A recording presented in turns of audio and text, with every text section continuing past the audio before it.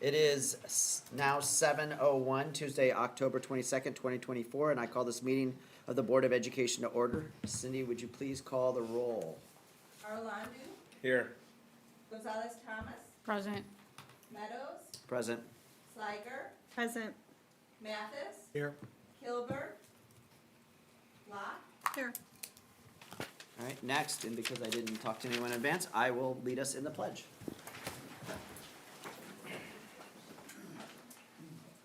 I pledge allegiance to the flag of the United States of America and to the republic for which it stands, one nation, under God, indivisible, with liberty and justice for all. Thank you. On items to remove or add from the agenda, we are removing item 7.7 under reports. Tom, are there any others to remove or add? No, there are not. Okay, great, thank you. All right, under celebrating success, I'd like to invite the enrichment coach, Coach Alex Puron, to the podium. Alex is the proud staff sponsor of the Bulldog media team. She's here with Dennis Puron and students Hunter Mason and Micah Gilmore, and today they will be sharing the highlights and information about their team.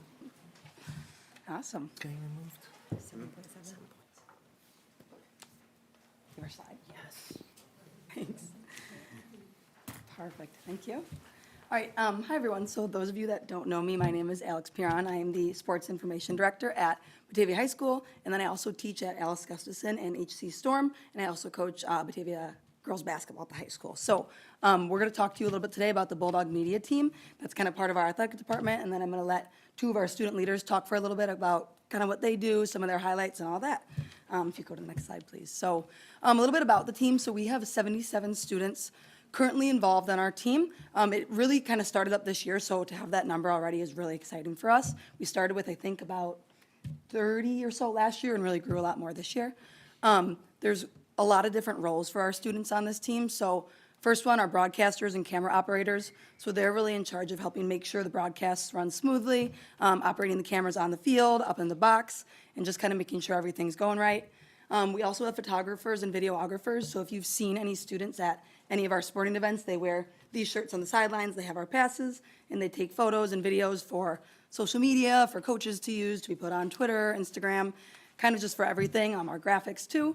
And then we have our tech crew and producers. Those students help with, again, running the broadcast, running everything kind of on the back end. Social media coordinators, they work with our coaches in order to run their individual social media accounts, because some of our coaches are not the best with their tech, and that's okay. And then we have our team graphic designers. They help with the game day graphics that you've probably seen on Twitter, final score graphics, senior night graphics, kind of all that stuff. They help make those for coaches. And then we do have quite a bit of faculty involvement and support, so I just want to list a couple people there. So Incubator 2 and Link Athletic Internships. So those are, Dennis Puron runs both of those classes at our high school. He's kind of like our go-to in the building for our students in terms of when they need to be asking questions or getting resources. He kind of houses all that in those two courses. And he just does a really nice job of organizing the students and helping them reach their potential in all of those. And then his two courses offer a unique experience where we can partner with them in order to allow those students to experience those different roles on our media team. Then Dave Andrews is our athletic director. He really provides his support with everything we do, and he thinks it's a great way for us to showcase our school's athletic programs and also our athletes through our own students' creativity. And then Dr. Smith has also been really supportive of our media team as well, as it just overall continues to allow students to work on their passions and grow as leaders. So our leaders this year are Hunter and Micah, and they're going to kind of talk to you guys about what our broadcast team actually does and then some of their highlights from the year. So I'll let you guys talk. Okay, yeah, so first I would like to thank just everyone as citizens of Batavia and part of our community for the continued support of first our broadcast team and then the actual media team, which is what this kind of branched out into. So we started off as a broadcast team. It was probably 3 to 4 kids, all seniors last year who graduated, and just holding handheld mics and kind of trying to get a product out there. Now, through that, we have grown into the media team and something that produces student-produced, student-run, student-organized broadcasts, whether that's announcing actually producing it and getting it online or filming the games, we have a giant team that can get out a really great product. We were looking at the stream yesterday and we were just noticing the crystal clear quality of the camera and the audio that we're hearing and the graphics that we're putting up. So it's really become kind of an all-encompassing broadcast that's getting close to like that college level or that professional sport level one that you can see. I mean, it's great for the community of Batavia. And basically, I just want to highlight a few things that we do with that before we move on to highlights of the entire media team. We do interviews during the game, like halftime. We do interviews after the game with our athletes and get them exposure. We throw up graphics on there with stats. We put them up with things before the game of rosters. And we really just do a great job covering the games, and it's basically all student-led. So it's a really great thing that we've done, and I'm going to hand it off to Micah to kind of talk more about metrics and some other stuff with the media team. Thank you, guys. All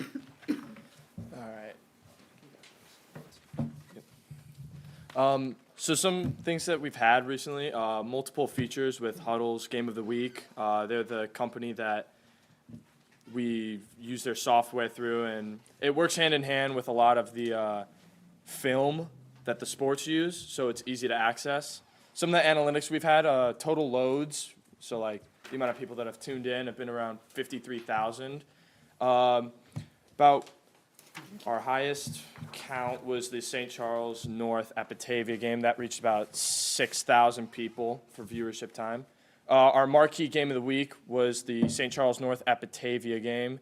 That was fun to do and partner with them, so we'd like to thank them for that. And we broadcast a lot of different sports. Some of the sports I've done that I've helped broadcast were girls volleyball and girls golf, along with the football games. We've done soccer, and in the past we've done basketball and all the spring sports. So yeah.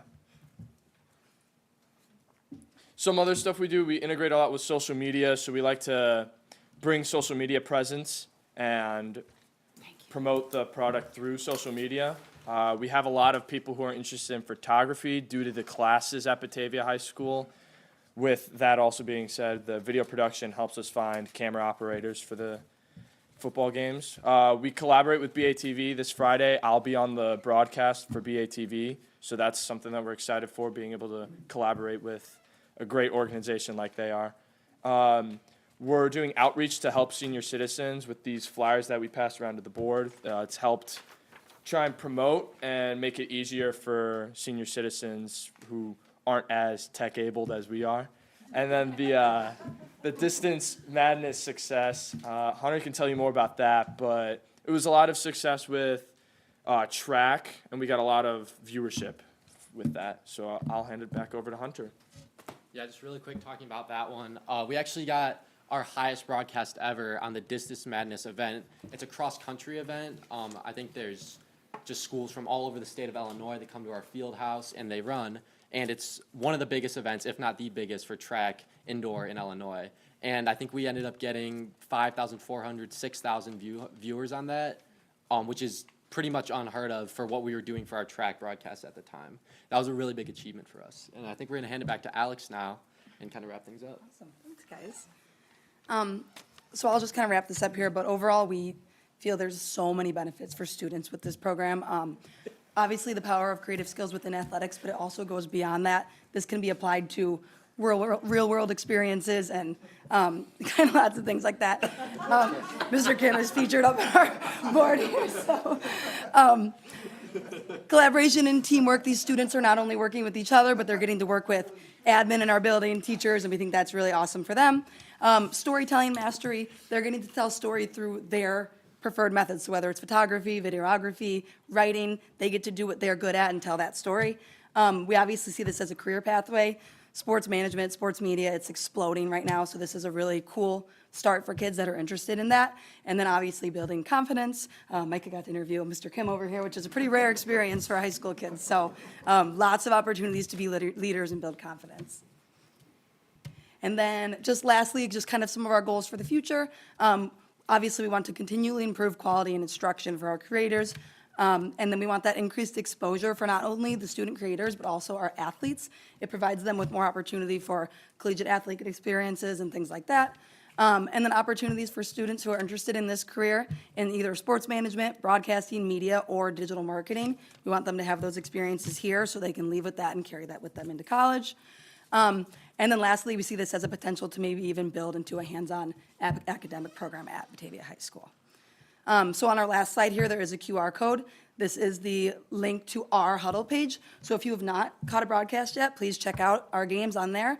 You can watch old ones, or if you're interested in seeing them do anything live, you can email me or Coach Piron, and we can definitely get that set up. Or if you just want to meet with them and talk, anything like that, we can definitely get set up. So thank you, guys.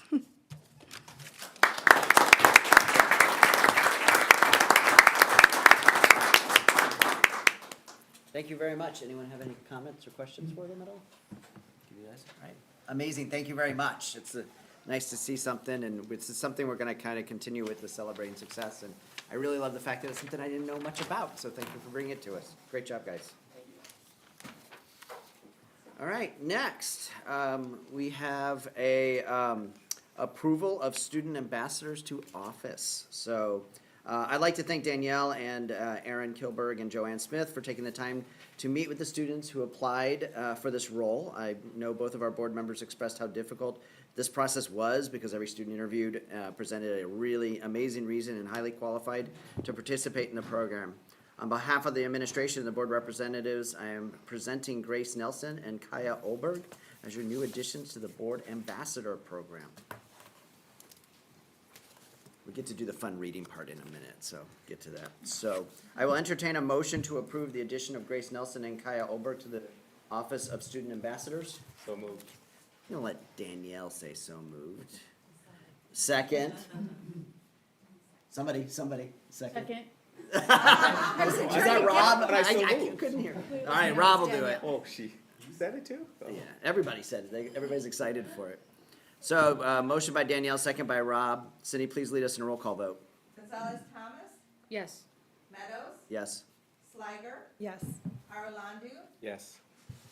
Mathis, Yes. Locke, Yes. Thank you very much. All right. Can I have Grace Nelson and Kaya Olberg approach the podium, please?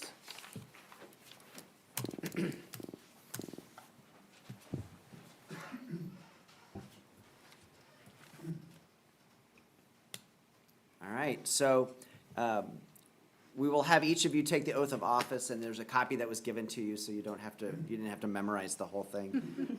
Grace and Kaya, you can say that together, so you don't have to go through it individually. So if you'd like to start, go right ahead.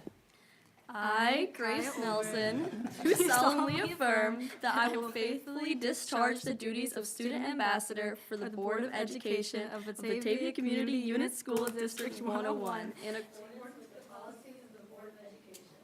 I further affirm that I shall encourage and respect the free expression of opinion by myself and board members and others who seek a hearing before the board. Well, welcome, Grace and Kaya. to the office of student ambassador.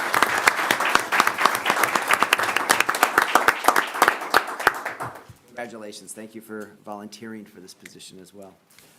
We're excited to have you join Sarah and Dorit and when they present during public comments. Thank you very much.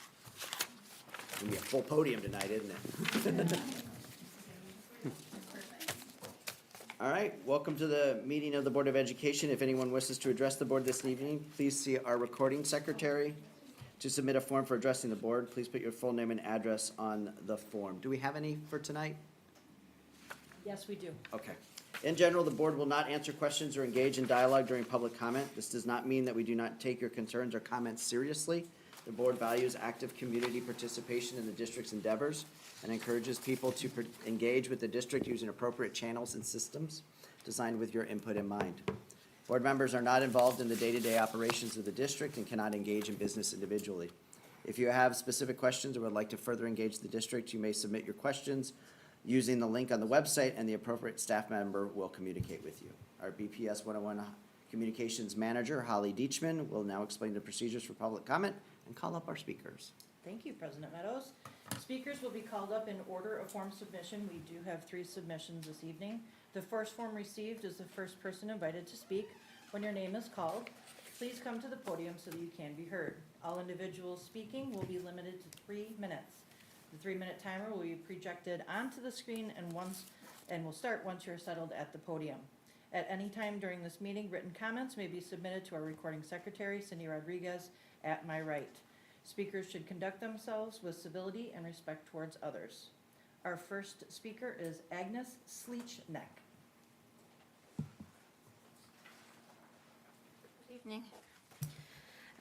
I have been working in Batavia High School, lunchroom employed by Quest, the previous food service provider, for the last 8 years, until July when I moved to St. Charles because I just had the bad feeling about the new company that was coming to Batavia, Organic Life.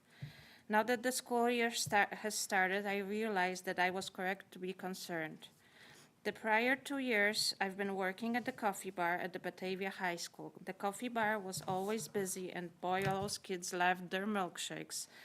Now, you might think morning coffee was the most important thing about the coffee bar, but in fact, the most important was the connection to the special education program.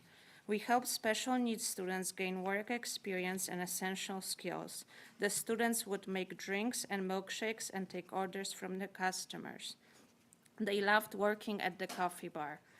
This helped them gain real-world experience for when they graduate and need to get a job in our community.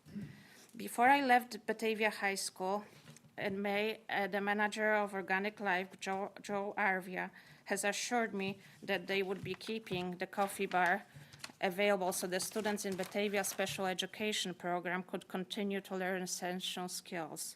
This was also even said in front of the Batavia High School administrator, Josh Bullock. However, it has come to my attention that this program is no longer happening. Starting in August, the coffee bar size was altered to be so small that the students cannot even come in to help.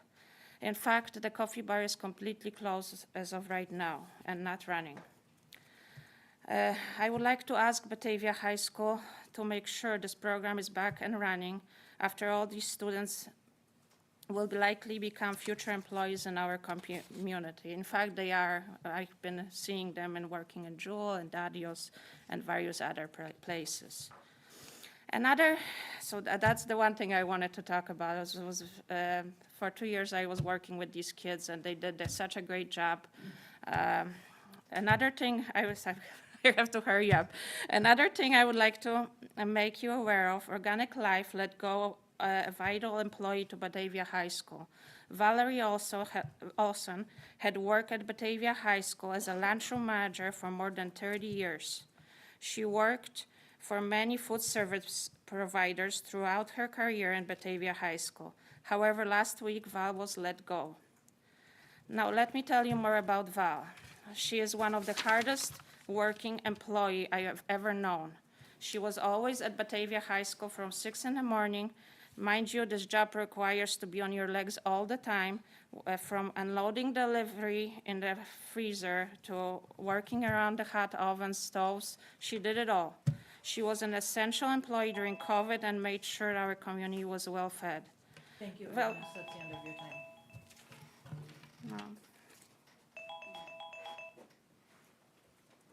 Our next speaker is Donna Johnston.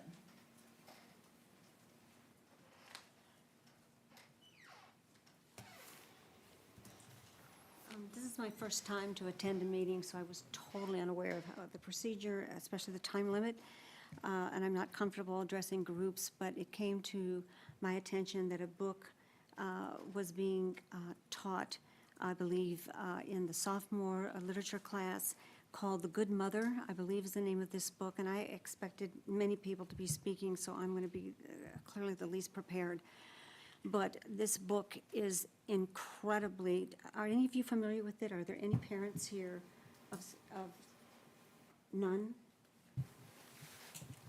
I was going to read an excerpt from this book, but it is so beyond the pale of perverted, pornographic, sexually explicit, minimizes the content of this book. And this is being taught to our 16-year-olds. And The teacher defended it, saying I wanted them to see a different worldview and see motherhood from the perspective of China, which I found unusual. Do we not have so many examples of our own American mothers that have been, stalwart examples, or other mothers in literature, whether it's from The Good Earth or Grapes of Wrath? The mother and grandmother aren't even named. It's just Ma and Grandma, and yet they were the matriarchs. They were the strength that got them through that horrific time. This book, not only does it send this message of perverted sexual content, but it also demeans our boys. One of the characters, and again, the excerpt is so horrific that I came prepared to read it, but if I'm the only one speaking on this book, then I feel like I can't. But how does that make our young men? It isn't just what it does to our young girls. Again, these are 16-year-olds, and I would encourage and strongly ask the board to look into this book, to question the teacher, what her thought process was. Why did she feel that our girls or our young men need to see motherhood from the perspective of China? China, of all places, with their one-child policy that they had for over 40 years, where millions of female babies were thrown in the river and tossed in the trash. And this one alarming statistic that they estimate 191 million people have died in the 19th century from global conflict, and that equals the number of female babies that have died from infanticide because of sex-chosen abortions, 191 million. So why China? And to call it the good mother, it had nothing to do with motherhood as we know it and as we support it and embrace it. So this is clearly, we have 73% of people advocating for school choice. This is a good reason. Thank you so much.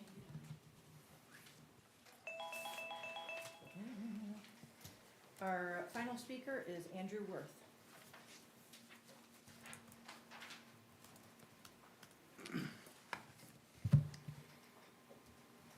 Good evening, President Meadows,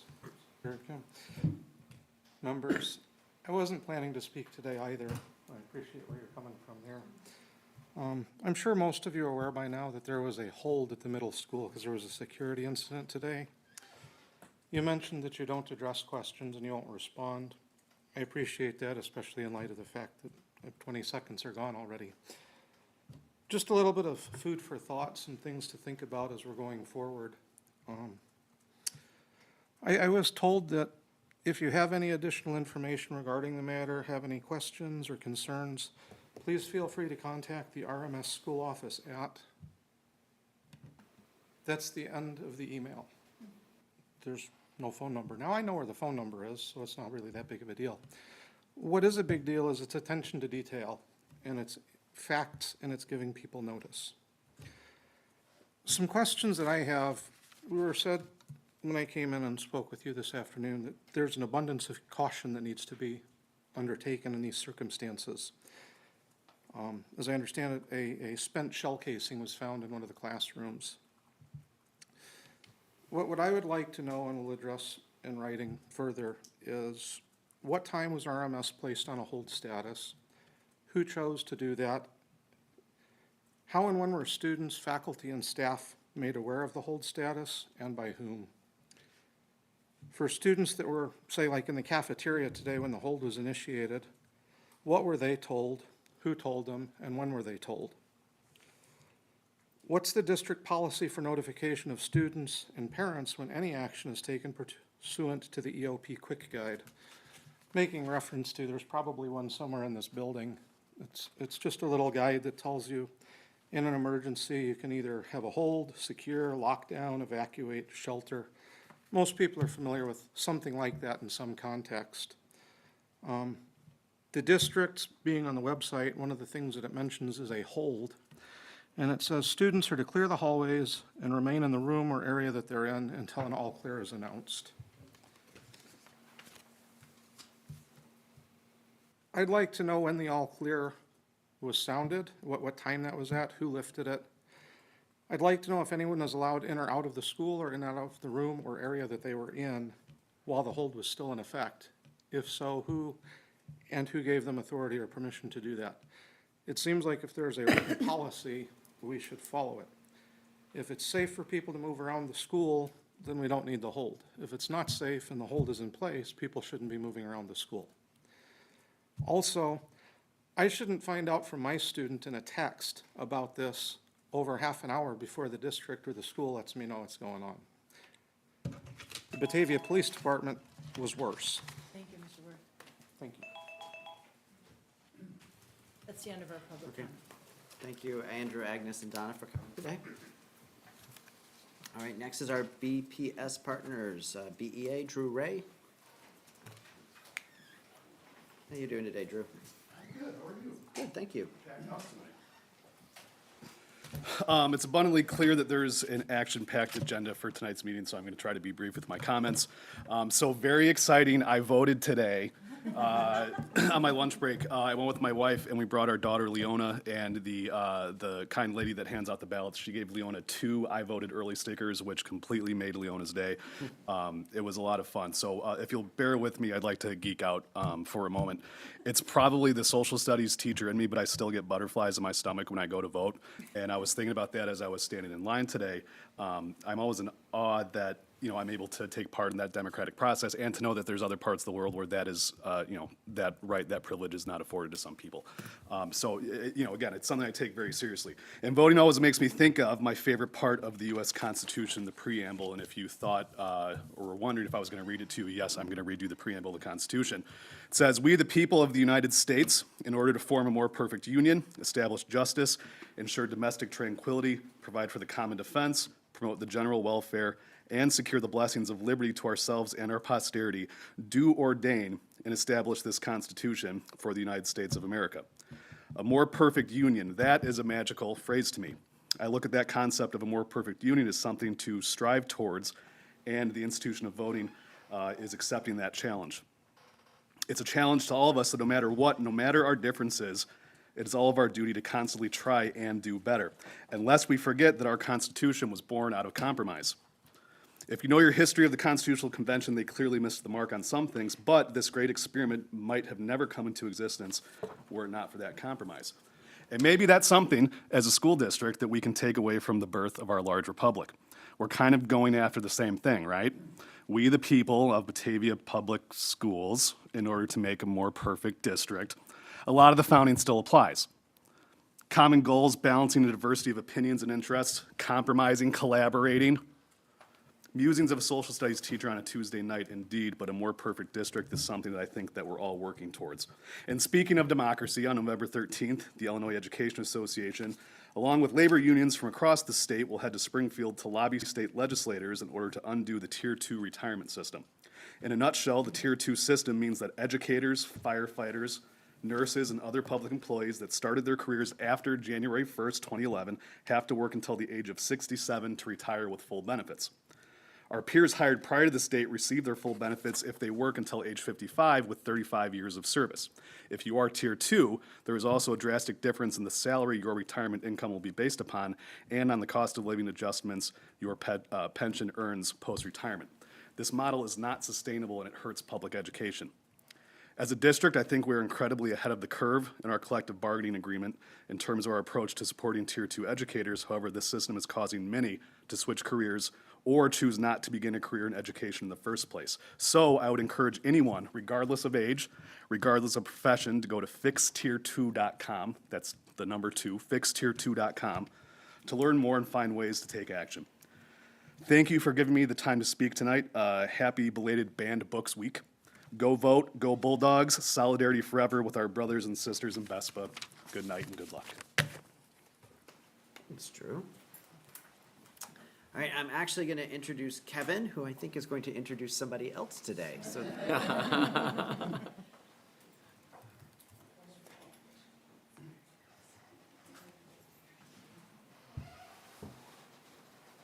Yes, you are correct. I will speak only briefly, and then I get to introduce someone who's been a great help in her short time as VESPA's treasurer, which has been about 6 months now. but has been a tremendous help personally to me because I'm one of those, well, they referred to them as a senior citizen who's not very tech advanced. I prefer the term seasoned citizens.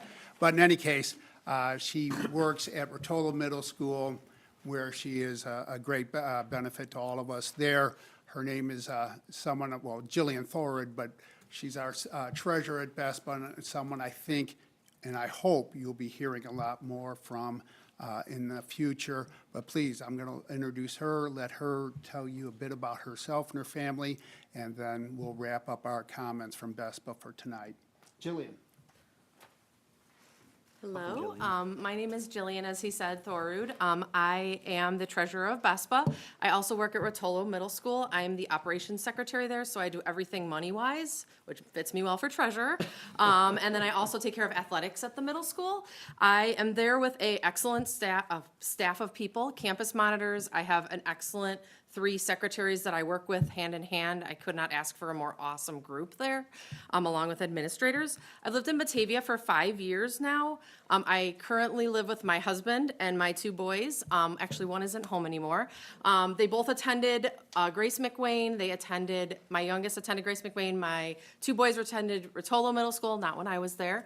And then they both attended Batavia High School. My oldest, Ben, is currently going to Bradley University, where my husband and I have met. No coincidence there. He actually chose to go there on his own. And he is studying electrical engineering. My husband and I have been married for 20 years. He is best known, I guess, for his demolition. He is currently working on the Sears building, if you're familiar, in Hoffman Estates. He is the chief operating officer for American Demolition, so he kind of does a lot. He's a great resource for me. I have a younger son, Tyler, who is currently at the high school as a sophomore. He is in tennis. He is in the new esports program, which he is loving, and he is also in chess. So he is very busy also in the district. I currently actually hold a teaching degree. I actually went to Bradley for my elementary education, taught middle school for 3 years, decided to take a step back, let my husband's career go, and I decided to take care of my boys. So I did that for about 12 years, ran my own in-home daycare. After that, when I wanted to get back into the field, I actually worked for Target as HR. So I have quite a variety of things in my pocket that I look forward to bringing towards this board and working with everyone. A couple hobbies I like to add in. I love to travel. We have a camper up in if you're familiar with Delville's Lake area in Wisconsin. We go up there, we go hiking, we go fishing, we go boating. I'm a huge Disney fan. If you ever see me, I love everything Disney, so you'll see all that. So I really look forward to working with this team here, with administration, with the board, and with, obviously, BEA as a partnership. So I just want to take a few minutes to introduce myself, and it is an honor to meet all of you also. So thank you. Thank you. All right, next is the new quartet of Sarah, Dorit, Grace, and Kaya. There we go. Now we're up. So hi everyone. We're the student ambassadors. I'll reintroduce myself. I'm Zara. I'm Dorit. I'm Kaya. And I'm Grace. And I want to say a huge congrats to you guys. I know me and Dorit had a great time being student ambassadors, and I know you guys will too. But we've had a big week this week, so a lot has happened. Dance and football actually had their senior nights, and it's actually so cool to see. If you were there last Friday, they all bring their baby photos, so I think this is such a cute tradition. You kind of see how they've grown up. So that was super cool. Friday, exciting night. And then we've also had some great wins with tennis. They actually won their sectional championships, and we have some athletes going to state. So great work with them. Also, the girls cross country won their Duquesne championship,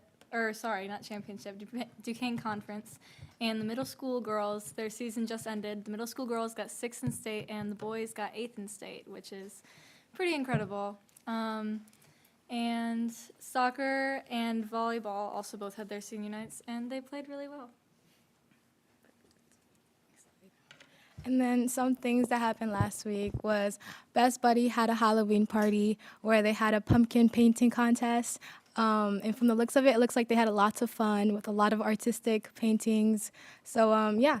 And then there was also Open Circle that hosted an ice cream social, and I attended, and it was super fun. It honestly was just a big hangout with food, ice cream, and music. So yeah, that was really fun. Also highlight, there's a lot of honor societies that are starting up their events, so seniors are definitely getting involved with extracurriculars. A highlight to a specific event, Women in STEM actually partnered up with Science National Honor Society, and they brought in guest speakers. I was lucky enough to attend this event. They brought in like 2 engineers. They talked about their experience working, their education, how they got there. So it was definitely, we were lucky to hear about their experiences, and we learned a lot from that, so it was a great event. All right, the musical this year is called Songs for New World by Jason Robert Brown, and basically the concept of it is it's talking about how the choices that you make can affect the world that you're in. I'm in the musical, so that's one reason you should come see it. It's pretty cool. There's 2 casts of characters, and sorry. There's all of the songs that are in it deal with lots of different ways that people can cope with issues like isolation versus connection, hope versus despair, resilience and perseverance, change and transformation and whatever. And the goal of the musical is to have the audience and the actors reflect on their lives and see how the choices that they can make in the future and in the past have affected their paths and, yeah, where they're going. And then music has been super big right now. So we have 5 choirs, 4 orchestras, and 4 bands, along with a lot of extracurriculars. And in the past week, they've all had concerts, so big shout out to them. And then Batavia Marching Band, their season just ended, and tomorrow's the banquet.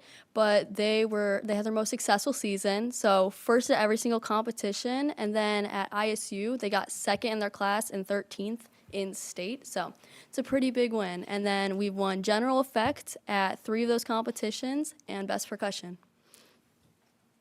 All right, and that's all we have for you guys. Thank you so much. Thank you. Good first start. All right, board liaison reports, any committee reports? Sue, do you have one to start at your end? Sure. The Beefy met last month, and we're meeting again on Thursday, so. The Hall of Honor nominations are now open, so if there's anyone to nominate, you can get that in, bataviafoundation.org.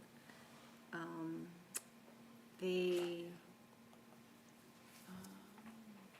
added up all the years of teaching amongst the board members, and it came to 223 years. So our board consists of 223 years of teaching. Thought that was interesting.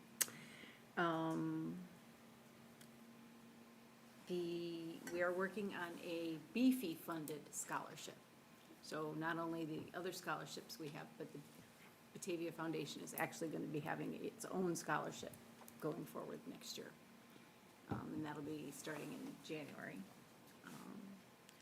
We haven't finalized any of the details. That'll come Thursday. We're working on that, but we've come up with the idea. So we are very close to our $1 million goal of when the organization started out, I want to say it was in 1996, something about right, yeah.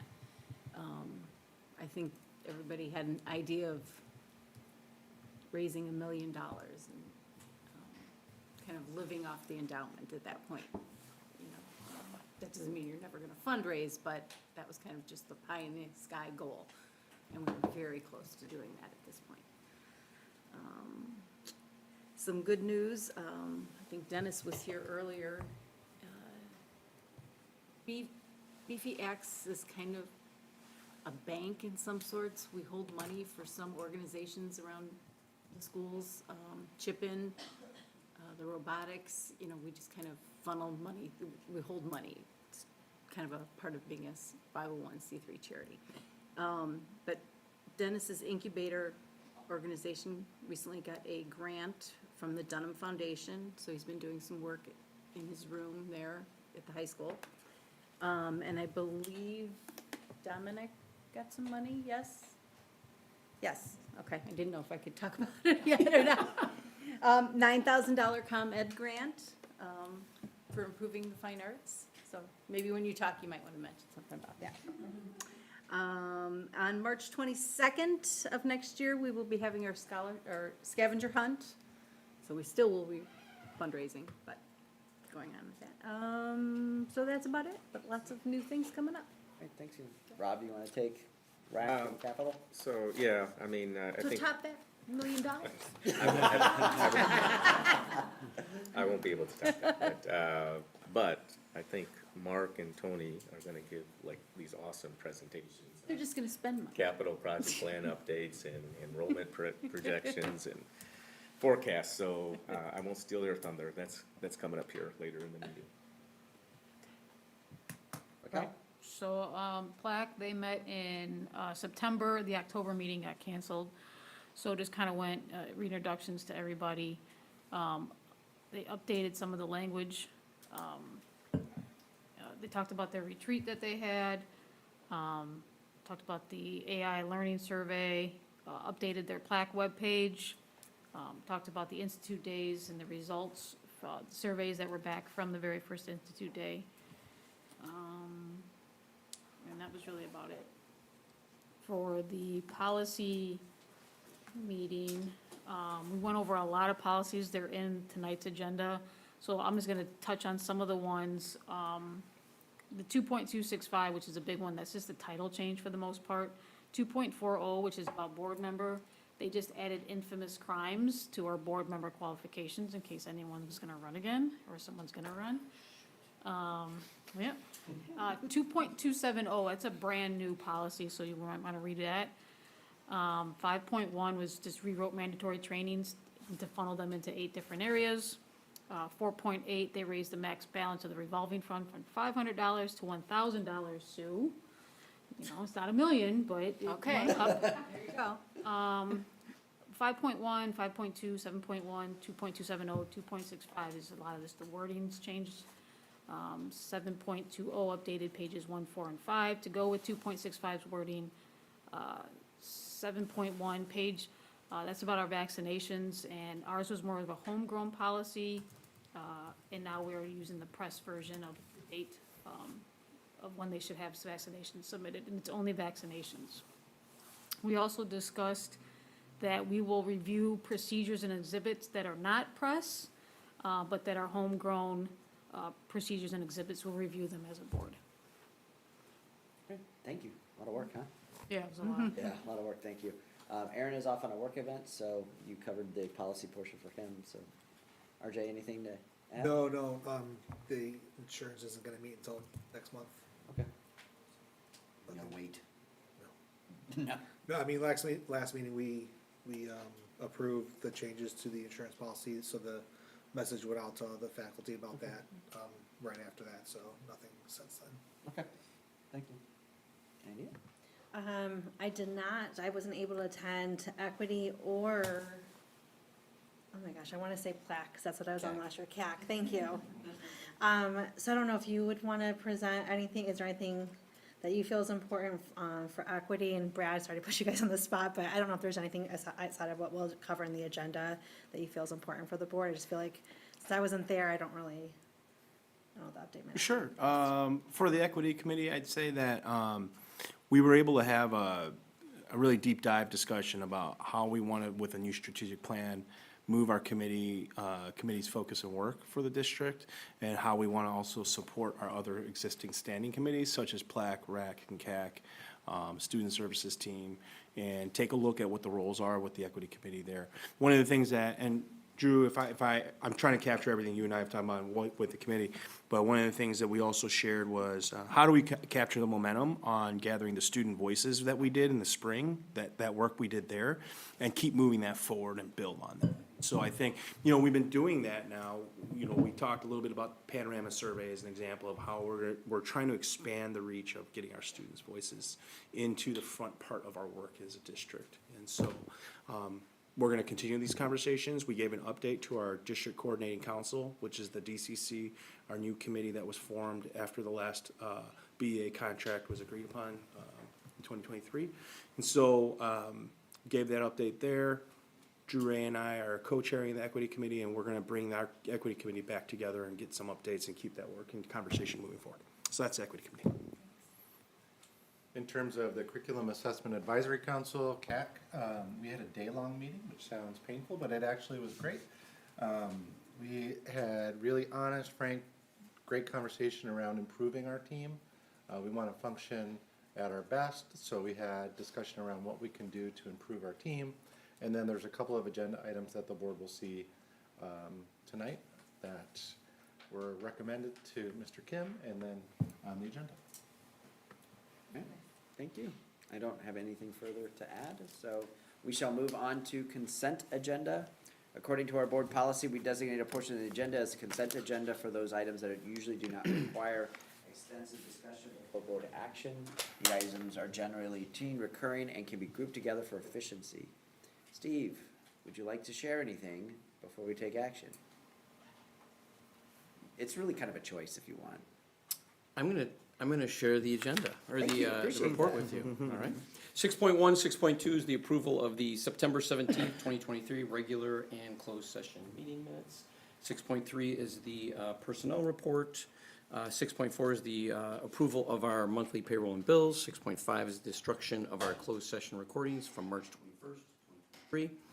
6.6 is the acceptance of 2 donations. We're thankful and grateful to the Hendrickson Fund of Collier County in Naples, Florida, as well as Hanson Chiropractic for their generous donations. 6.7 is the review of our closed session minutes. 6.8 is the authorization, or authorize the application for the fiscal year 25 school maintenance project grant. 6.9 is the approval of BHS overnight field trips. There are a total of 3 of them, I believe. 6.10 is the authorization of a disposal of surplus property. 6.11 is the special education contracts. And 6.12 is the approval of our consent agenda. Anyone have any questions or comments?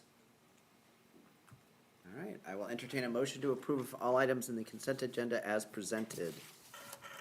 So moved by Sue, second by RJ. Cindy, would you please lead us in a roll call vote? Clock, Yes. Mathis, Yes. Slider, Yes. Meadows, Yes. Arlandu, Yes. Gonzalez Thomas, Yes. Thank you.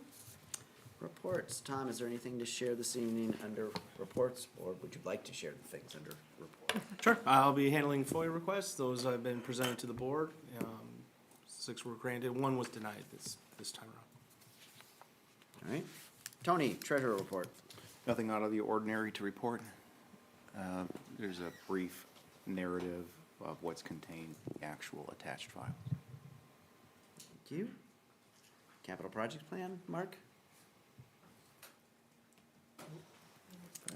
No, did I skip one? Just skipping down. Fine Arts. Fine Arts. It's the Batavia Fine Arts Center, yeah. Dominic, I'm sorry. Yeah. Well, it's Hiding back there.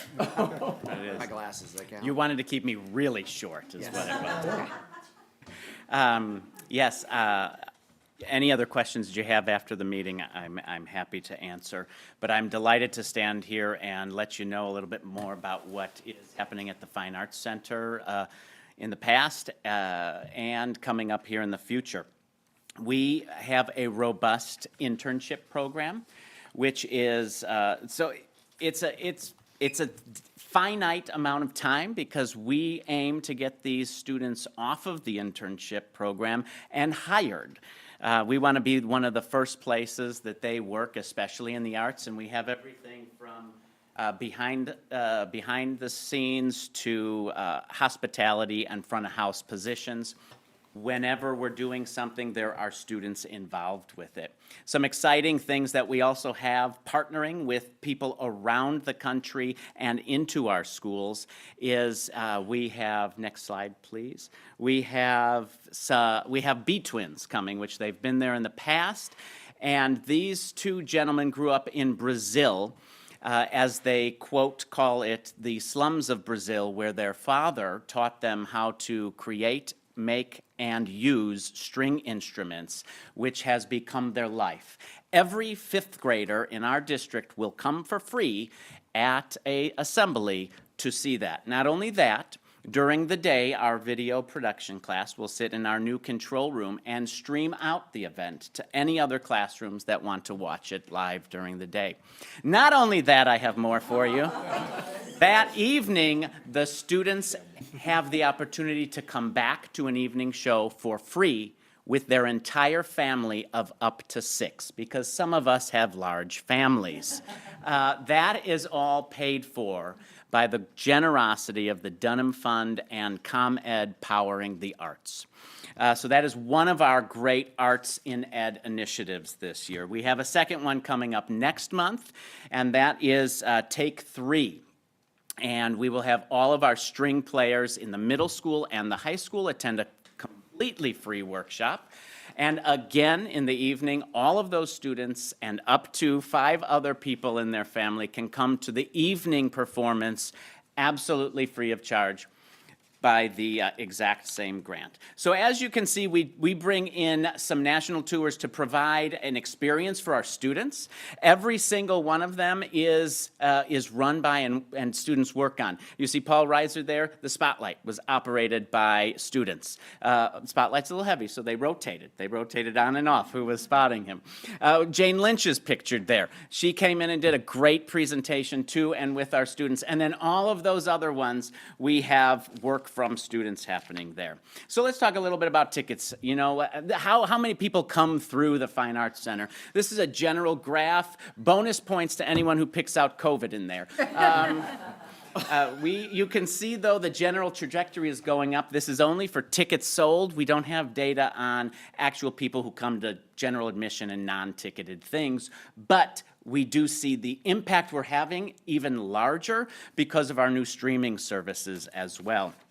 How are rentals doing? Rentals are another way that our students get involved, because each of the rentals, students who have either gone through the internship are working there and getting paid there, because we want them off that internship within 7 to 14 months, or they're training and learning life skills during that rental and emergency procedures. And how do we open a building, and how do we work with clients? And they are the ones who are doing those things. This just shows you that general trajectory is the same as the previous slide's general trajectory. So let's talk about how much some things cost there. This is over the past 8 years.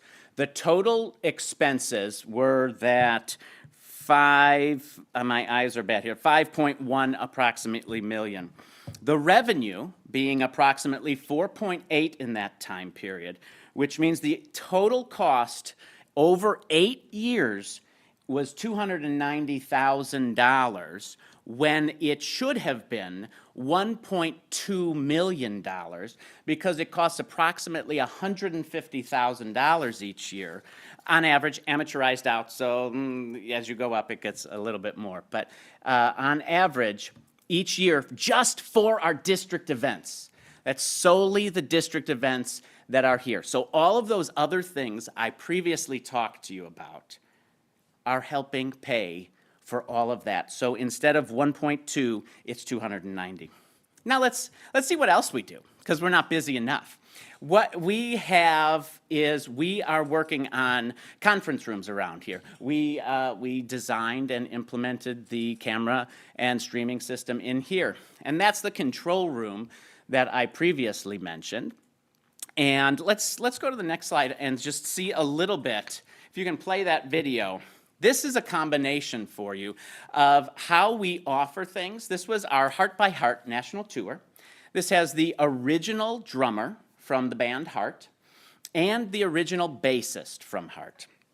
These, if you'll remember a couple years ago, are the cameras that were purchased to create our control room and a system for our students. You can see the bassist right there, and then shortly you're going to see the drummer. They are using this video now themselves in their promotional material, and it was live streamed out, and it's available for on-demand purchase if anyone would like to do such a thing. But here's the greatest part about all of this. This is not done by anyone but these people that you're seeing right here.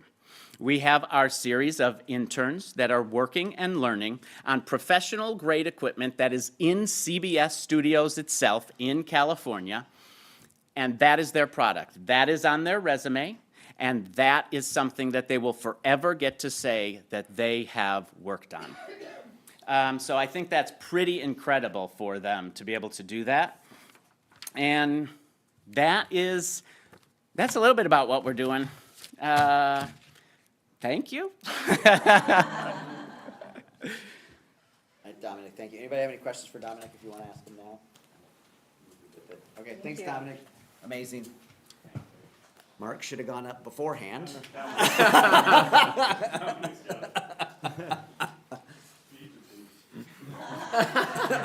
it works, I guess. Oh, look, Holly's right on it. Thank you. So the first thing we're going to talk about for this report is what we did last fiscal year. And this was done over the winter. I already brought this to you as far as an action item to get the weight room floor at the high school replaced. So this is one before picture. And this is what it looks like now. It was a huge improvement. It's been used obviously since about middle of January so far. And again, I think the numbers continue to go up every time I go in there, and even when I was trying to take, today's type of shots, I had to wait because there was 75 to 100 kids in there. So it's very hard to take lots of pictures. So Holly, if you want to keep going through here, you'll just see, when I brought this, you notice the bubbling on the floor. I mean, I can remember at least 4 or 5 times those were tried to fix with different contractors in-house, and if you continue, that's what a weight room floor should look like. So I think there's one more in here, Holly, just so you can kind of see. Obviously, it was, that product was different, so that was in larger squares. This is what we call a rolled product.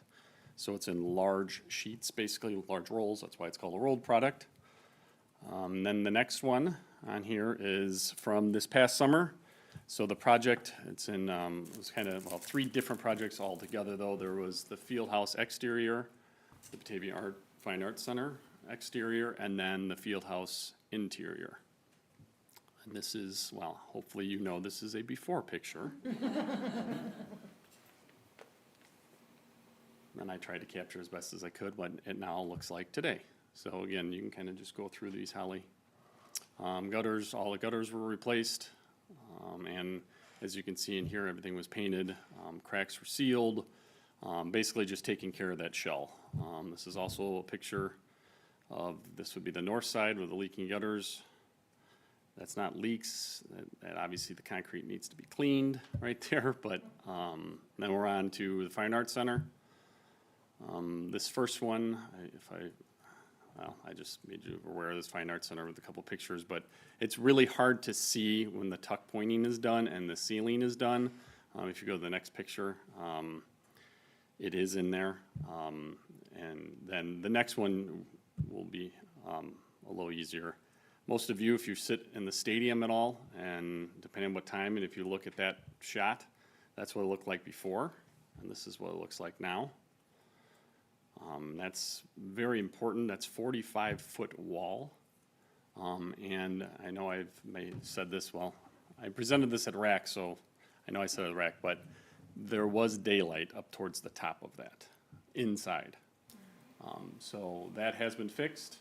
And Dominic even mentioned he knew exactly what was fixed because you could tell the sound was different. And I believe it was one of the days that the band was practicing outside. And you could really tell the difference with that. Then some interior looks at this. So this was done, the flooring was completely redone, the mats painted, and new lights. So before and after. And then this one you can kind of see the new lights as well.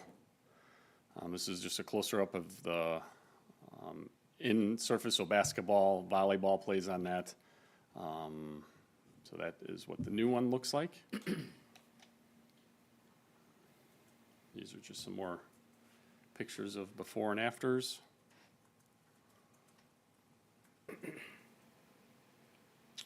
And so far, this is what we're not even 2 months into it. That was a picture of the mat. That's the new mats. A lot of the biggest difference I know people have said to me is they can feel the difference. Like, well, I just talked to one of the PE teachers about on walking on it. Like, by the end of the day, it just feels much different. And that's just, you know, obviously the quality of floor. The next thing for coming up, so this is what's going to come in this fiscal year. Some of it is going to be started quickly. And this would be one of them. So the tennis courts, so these are 4 pictures of what it looks like currently. This is just kind of an overview of it. And the major part of here is the cracking that's happening. And you can see in some of these pictures. This was last done in 2016. And these have gotten, I mean, this is today's pictures, but I would say over the past probably 3 years, it's gotten significantly worse. So the goal is by hopefully spring season, this will look much different.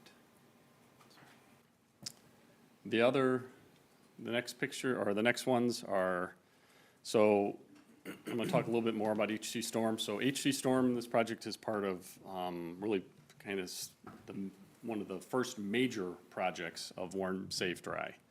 And this is what the current layout looks like. And I know might be a little difficult to see, but I'll start on the right-hand side, which is staying the same. So that's where the gymnasium is. And then right below that, kind of where the half circle is, that's the entryway as you walk in.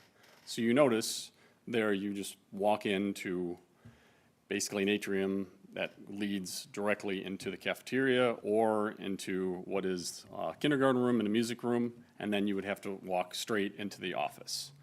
So if you kind of, I'll leave it on there for a little bit, Holly. If you look, the other part is if you go kind of the bottom part, if anybody's a little closer can see, I think it should say B0, B1, and B2. Those classrooms are getting renovated, and those 3 rooms are going to turn into 2 kindergarten rooms. And the plan for that is to get ready for full-day kindergarten, which I believe is fall of 27 for the state. You have to have it, right, Brad? 27, 20. The other piece, what's going to happen here, and is if you go to the next slide, this is what it's going to become. And now this is just a floor plan. You notice when you walk in, there's 2 different points. So though you're going to walk into a vestibule, and then you have to go directly into the office. So the office area is what's currently now the music room. So that's going to be an office, and the nurse's office will be in that space. And then you check in the office, and then you can go into the next room and then, or the next vestibule, and then if you needed to go to a classroom or something, then that way you would basically be buzzed into those. So all the doors are on a system where you have to, you know, release door 1, release door 2, release door 3 for you to, that's just the security measures that are in place. So now that we're taking that office area, then the old office area is going to become a music room and a sensory OTPT type room. Some other upgrades that's going to happen, I talked before, is the lower kind of middle here is going to be 2 kindergarten classrooms, and both those classrooms will have bathrooms within the classroom. Some of the other upgrades that will happen that it's really kind of difficult to show on here, but there will be a new roof, all new exterior doors and windows. Also, what we call rooftop units, so HVAC related, heating, ventilation, and air conditioning, that serve the entire school. So all of the pods, the school's in pods. So a rooftop unit will feed each one of the pods. So there's 4 of them, and those will all be replaced. Other areas that will be done is some upgrades for health, life, safety. One of them in the very top, you can kind of see it's like the top middle. That will, because of the type of building this is, it has to have fire-rated walls. So those walls will be updated in here. The other piece you can kind of see in the upper left-hand corner, there looks like there's a little new doorway. That's also health, life, safety related, and that just, a doorway has to be put there for means of egress. So as I said before, this is kind of starting the fiscal year, how it works in the summer is June 30th is the end of this fiscal year, July 1 starts the next. Most of, as far as, well, the work's gonna get done this summer, but most of, like, the payment of this work really comes next fiscal year. So that's why you have to kind of go in between 2 fiscal years. This is the first project, so really by the end of this summer, we'll be about 20% done with Warm, Safe, Dry. And that's something the board voted on in winter of 2023. The next project's laid out after this, so, and really when I go back and look at all these pictures, when I'm kind of doing projects and working, I'm working in the summer of 25 and the summer of 26 already, so it's good to go back and see them. But in the summer of 26, this same project will be done at Louise White. Also with that is, back at Storm in that summer will be some site improvements done at Storm, because Storm is our only, actually our only school that has one way in and one way out as far as entrance as exit from there. So that will change. You'll hear more about that in a little while, or not a little while. Next time I'm up here in October of next year, well, probably not the next time I'm here, because I'll be back next month to get approval on this, because the bids will go out for this project, for the Storm project, and the plan is if everything goes well, I will bring this back next month for approval for the actual contract work on this. The other projects that are in the future have a lot to do with, well, there's some to do with health, life, safety, but a lot to do with HVAC. There's parking lots. C-Wing will be a big one at the high school, some renovation done, C-Wing. And then, but more to come with that. The other piece with Warm, Safe, Dry is there was projects that were identified, and really it's essential projects that had to be done. What I'm working towards, besides the Warm, Safe, Dry, is what I like to call the capital improvement type projects. So the projects that, not that these don't improve learning, but it's really the ones that, kind of, as I put it, like nice to have, but also what we need to kind of get towards and move our district in that direction. So these should be done in about 2029, 2030, but we really should be kind of thinking about that next step as well. Thank you. Any questions? Thanks, Mark. Thank you. Next is Tony for enrollment projections. Thank you. So our enrollment projections are the basis for our 5-year financial forecast. Of course, we need to have an idea of how many students that we can expect. And so we do them each year when we update our 5-year financial forecast. Holly, if you wouldn't mind clicking on that link there and taking us to the enrollment projection. We're going to take a look at this. I'll run through the salient details here. If you would scroll down just a bit, you'll see a green graph with bars on it. This is our historical and projected enrollment for the next, for the last 5 years, the current year, and then the next 5 years. The bars that are kind of faded are the ones that we're projecting. The enrollment in the district has been downward for about the last 10 to 11 years, maybe 12, I don't remember exactly which. At our peak in terms of enrollment, we were at 6,300 students that we served. We're right now at 5,247, and that is exactly one less than last year.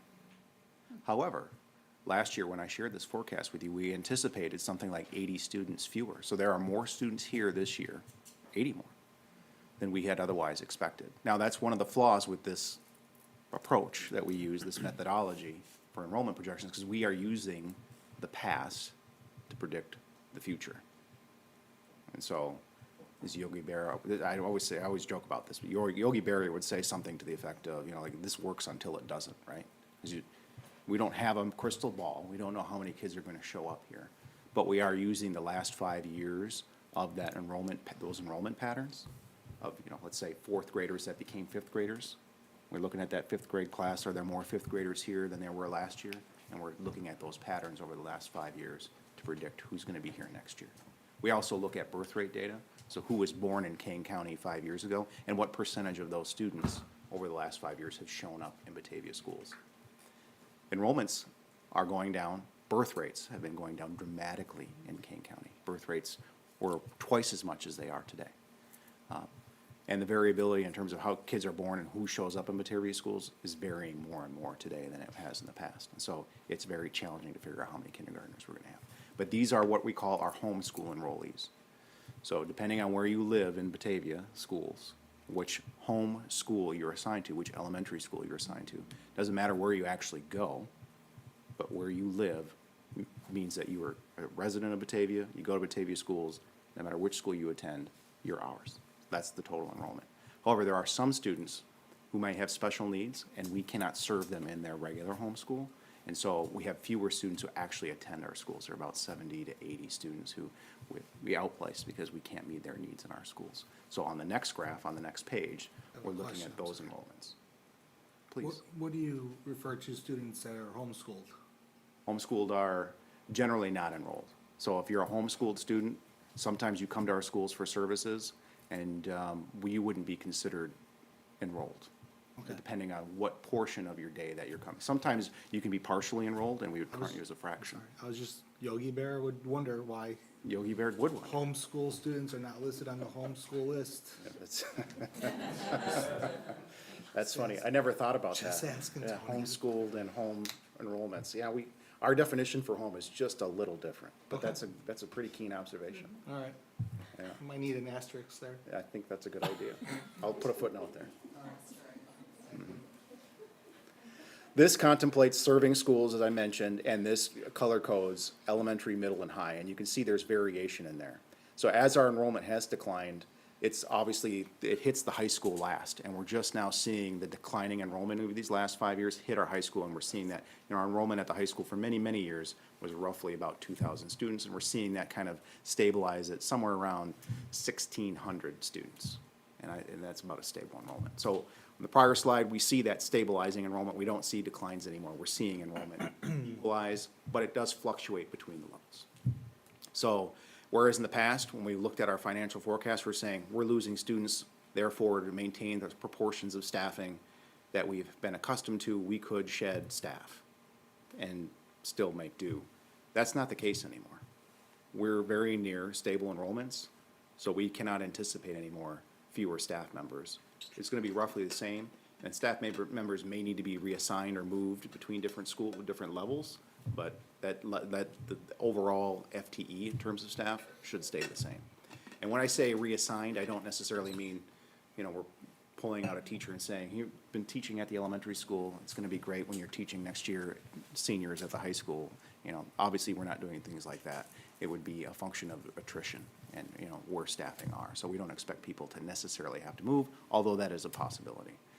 But overall, enrollment is stabilizing. We're seeing more kindergartners than we would otherwise expect. I don't know if that will continue. And the other thing is we always get asked is, what about the new developments, in particular Ashton Ridge? That's the new development that just started in the last month or so next to HC Storm School. Are those numbers included in here? And the answer to that simply is no. Again, because our methodology is we're looking at the past to predict the future. But one caveat to that is down the street, where we have the Winding Creek development that's in the Grace McWayne boundary area. That development now has been underway, I believe, for 2, maybe 3 years or somewhere there in between. And those students have been included in those numbers. And so that development has been coming online. And so those numbers, those enrollments are baked in. It's very challenging to estimate how many kids are going to come from a housing development. It's easy to do it on very large and high-level global numbers, but it's very challenging to do on a small scale, especially when you're thinking of like how many kids are going to be in 4th grade that live in this new Ashton Ridge development. It's almost impossible to do, at least accurately.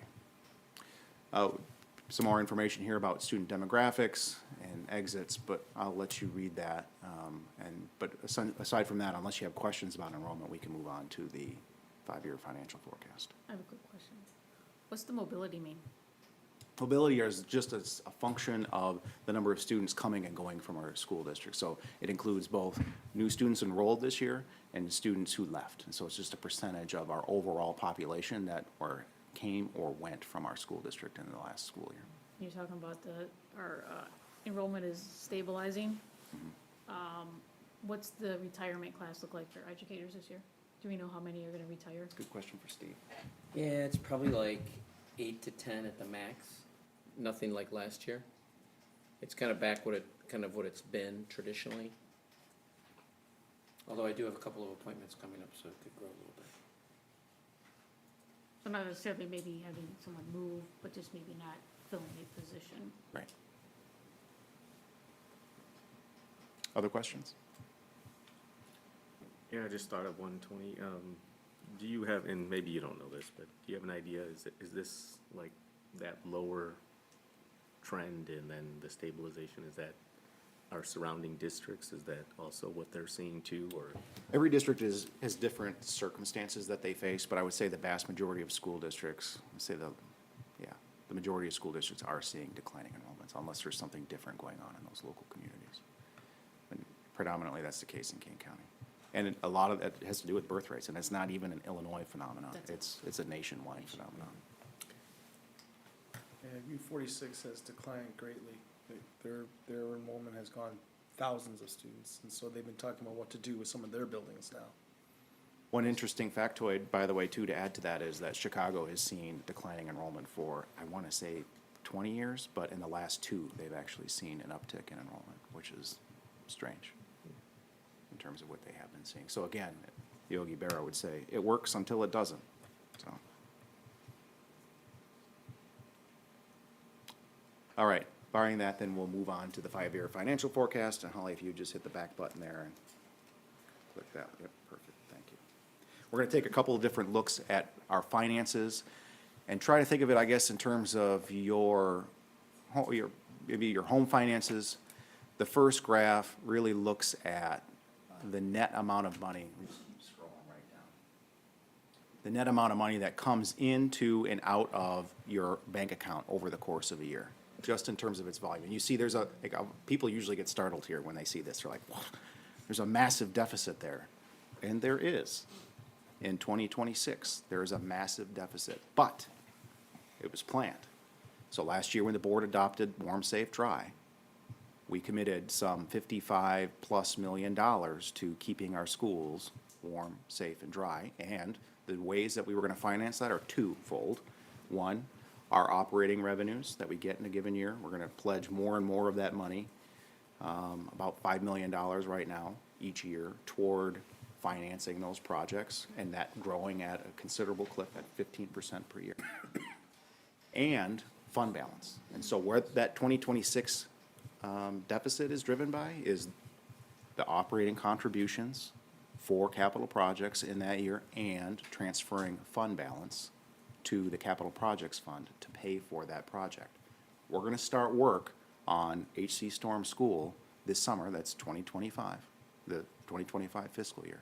And a lot of those bills are going to come due, the vast majority of those bills are going to come due in the fiscal 26 calendar. And so we have to have the money there to pay for those projects. And we're putting a little bit more into that capital projects fund so that we can just do it in kind of one fell swoop. And you can see what's happening here on the next page is a look at our fund balances. Basically how much money we have saved in the bank in 2025. At the end of the fiscal year, we expect to have some $70 million in fund balance. And we're going to transfer some $20 million to the capital projects fund to pay for those amounts in 26. So our piggy bank goes down. What that dashed red line across those bars is our minimum fund balance that we need to maintain from a board policy standpoint, so that we have enough money on hand to pay our bills. What we don't want to go back to are the days that weren't so long ago, that I am always obliged to talk about, are tax anticipation warrants, which are effectively payday loans, so that we could pay for all of our bills and our payrolls. We had to borrow money to get through the year because we didn't have enough cash on hand at a considerable interest rate so that we could pay our bills until the next round of property taxes came in. We want to avoid that happening again. So we don't want to get anywhere near that line. Good news is, this is manageable for us. And of course, that fund balance has to increase a little bit every year because we have more and more expenses every year. That ratio, the amount of cash that we need to have on hand, increases just a little bit every year. So the good news here is, we're gonna spend some fund balance to get the work done that we need to do to keep our schools warm, safe, and dry. If we go to the next page, we're looking at potential impacts to these projections. We're looking at different things that could happen, potentially just hypothesizing what might happen that would change some of our assumptions. This is a forecast. There's no crystal ball here. We're making a lot of assumptions that rest upon assumptions that have to continue for the next 5 years, keep going. We're looking at realistic best-case scenarios, and we're looking at realistic worst-case scenarios. And so a lot can change, especially over the course of 5 years. But the good news is, even with what we think the most likely scenario, our blue line, if you keep going to that graph, Holly, we're gonna be just above the black line where we break even. Keep going. There. So you see that dip in '26, we talked about that $23 million in that transfer. And then you see that blue line continuing through 2030. It is gonna be really tight in 2030. We're not gonna have as much cash on hand, I anticipate, as we do now. In terms of balances, we're gonna have to be very prudent with our finances. But things change. We could be closer to that green line where we have ample surplus, but things go against us. It could be that red line where we're gonna have to make some adjustments. We'll see. But 5 years is a long time to be hypothesizing. So other questions that you might have?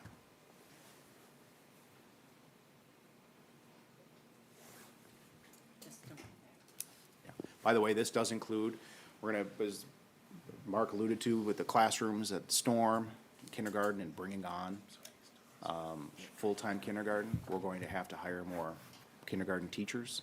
Our projections do anticipate that. Not, that's built in, yeah. So that would be the one area where we'd be adding staff to accommodate a program change that we know is coming. So that's already baked in. All right, that's all I have. Thanks, Tony. Thank you. All right, as a reminder, item 7.7 was stricken from the agenda. So next is review and a potential approval of the dashboard, data dashboard. Tom, would you like to take the lead on this? Yes, absolutely. So board, this is a conversation we've had for a couple of board meetings now. If you recall, this is a string of work and conversations that have come from the strategic plan work as well. So the data dashboard was a component of the plan. So I was asked if I could bring a recommendation from the administration side to the board as to what, we may want to consider in launching this data dashboard.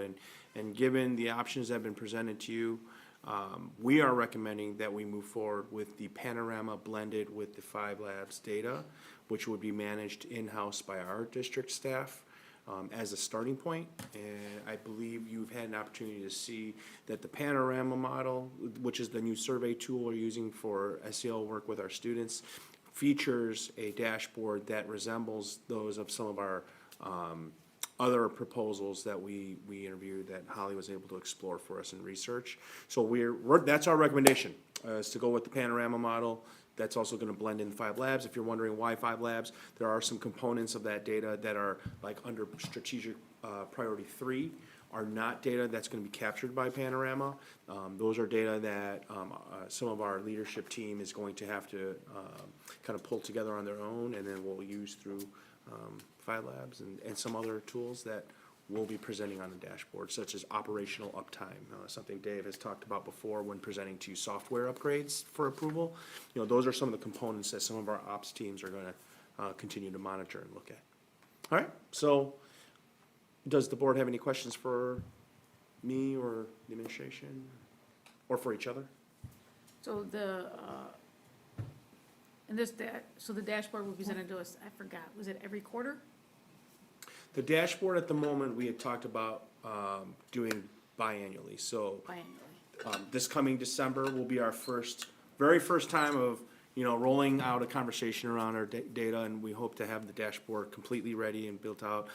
If not, we'll definitely have the data points still to talk about, and then the current model that we agreed on was come June, we'll do that second follow-up report for the board. And then we still review the states, correct? The state's dashboard, is that what a report? The school report card? Yes. And there is a lot of overlap in the data that's in the school and district report card that's embargoed at the moment, but will be released at the end of this month.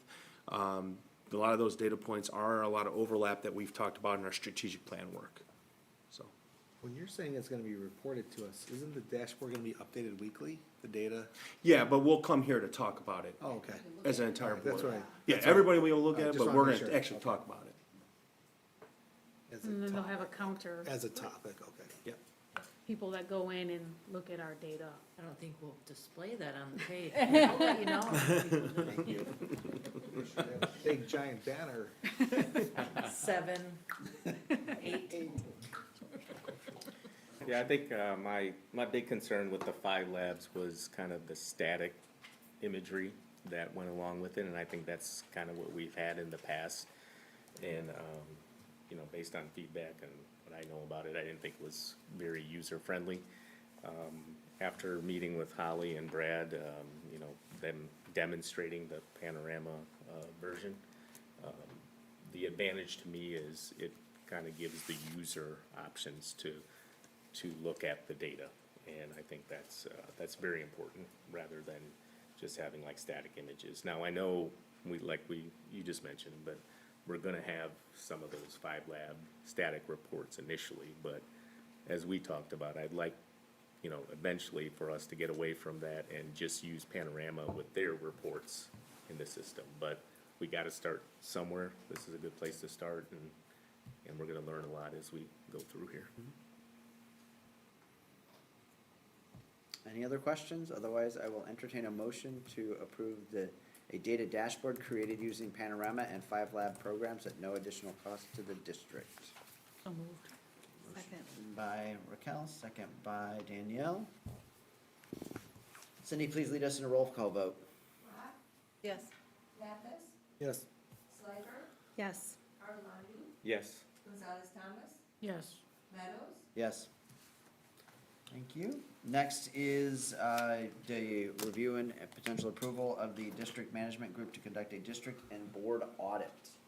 So Tom, would you like to please introduce this? Yeah, so, last month I had shared in comments and, had shared some email communications with the board, that we were working on, 2 groups that we were considering for, auditing purposes with the district. And this is, again, continuation from the strategic plan and one of the action steps that the board needs to take, right, as part of our accountability to the strategic plan. The administration has worked with 2 of our board members, both Craig and Raquel. Thank you for your time in that. And they were part of the process in meeting with both vendor representatives, asked questions. We were able to also hear their presentations as well. At the conclusion of that process, Craig and Raquel, I'm speaking on behalf of them, and feel free to jump in with your own thoughts if you'd like. But Craig and Raquel has shared with me that they're both wanting to move forward with the district management group, which was the contract presented to you in the board book, to move forward for the district. The plan would be, if approved tonight, then I will contact the group immediately and start working on logistics. Part of the first step is to center the work around the board and the governance and expectations and how that plan gets executed, things that the group would like to make sure that they are on the same page with the board about how some of this work needs to move forward. And also start addressing the accountability metrics for the plan. And they will then bridge and assist us in executing certain steps. They'll do an gap analysis for the district surrounding your priorities as a board. And that's why that's the first step that's really important. The other piece will be that they will be able to then include stakeholder voices in the various processes that get identified that need to be looked at in the district. And they're gonna, help us live out our strategic plan and build some accountability walls around it to make sure that when we do our reports to you, we're all in agreement as to what data we're looking at and what we understand is progress and growth towards our goals. That's all I have. Just to kind of give you guys my impression, I mean, the 2 groups we looked at, Hanover and District Management Group, or DMG, both well qualified, both really well kind of representative in the educational space. For me, it kind of came down to, I really felt like district management was gonna work and tailored with us, and would kind of like also give us really, I mean, even in our first kind of interview, they kind of gave us some honest feedback about what they were thinking and what they were, you know, their approach and that they would recommend. Hanover Group is very qualified to do the work, but they were kind of a la carte-ish, in my opinion, kind of asking us to direct them on what we would like to see in research. And I don't know about you guys, but I kind of appreciated the help me get to something, and then maybe like a Hanover type model makes some sense. But for right now, I wanted somebody to really kind of take, at least me personally, kind of a real critical eye and a real collaborative approach of working with us and giving us a kind of constructive criticism, as it were, as it became necessary or available. So that was me. Raquel, anything to add, or? Yeah, I mean, I just agree. The DMG, they were just, I guess they were just, to me, I felt like they were just more no nonsense, like, these are the facts. And that, like they said, like, they kind of criticized us on certain things, which is good. I mean, you know, be honest. I don't want to give you money if you're going to just sugarcoat things for us. Just, just be honest with it. Hanover, they were really good. They were qualified, like Craig said. They had a really good, nice library of certain things that we could do. But yeah, like Craig said, I thought they would maybe kind of ask us what we wanted, was more, it's like, no, you need to tell us what we need to do to get better, so. Yeah, at this point, at least in our kind of strategic plan process, like maybe later, that kind of wealth of knowledge and database they kind of have might make sense as we're tailoring things, but I didn't quite get the sense, so. You guys have any questions for any of us on that? Yeah, this is the first time that I've had to look at something like this professionally or personally or whatever. So I'm a little like unclear with, I understand like the purpose of it. So like when I was reading through it, I'm excited about something like this. I'm really excited. I think the part that I get a little nervous on is when I'm reading through, and I directed an email to you guys, and maybe you can kind of help clarify here. It's just like it talks about, like in the beginning, phase 1, having a strategic planning steering committee, and that's made up of the superintendent, board members, and select district leaders. Why are we not including other stakeholders in that part of the process? Yeah, if I could address that? Yeah. That's a really good question. So part of our clarification, and they're very aware, we've gone through a process where we went through our strategic plan. They're aware that we had a steering committee, that we held Institute Day meetings where our internal stakeholders came and presented, and that we had parent sessions, community sessions, and surveys launched in the community, right? So they're fully aware of that. They understand we're at a point that we're looking at some targeted metrics that we can hold ourselves accountable to in ensuring growth. You know, one of the things we talked about as a priority for the district was literacy across the board for all of our students. We did talk about a significant, the disproportionality identification in some of our areas of programming. So they're very aware that this plan has gone through that process, and so we're actually gonna be picking up somewhere a little bit further along in their work already, which is what I appreciate, and that's why they wanna really get in and meet with you. And actually, in fairness to both groups, that was kind of their recommended starting point, because we do have an actively and very recently approved strategic plan that went through that process already.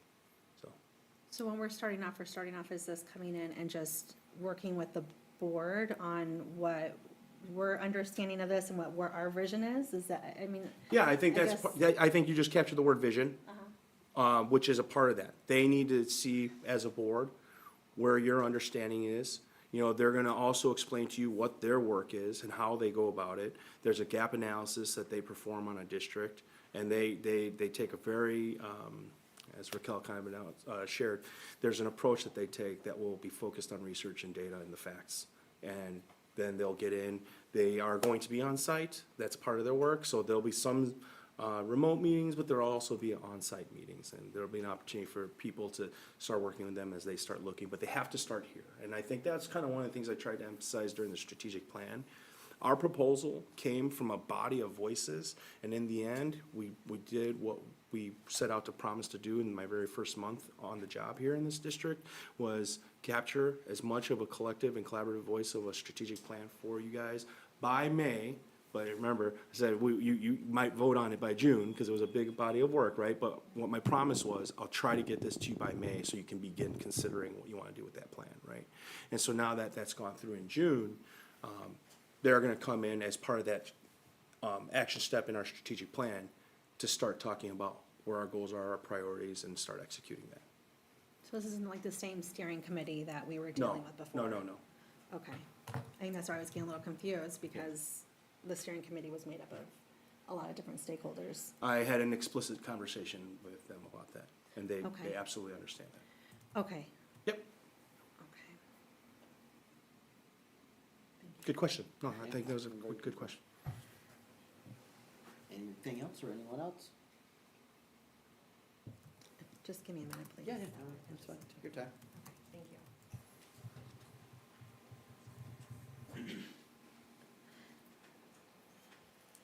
I think that was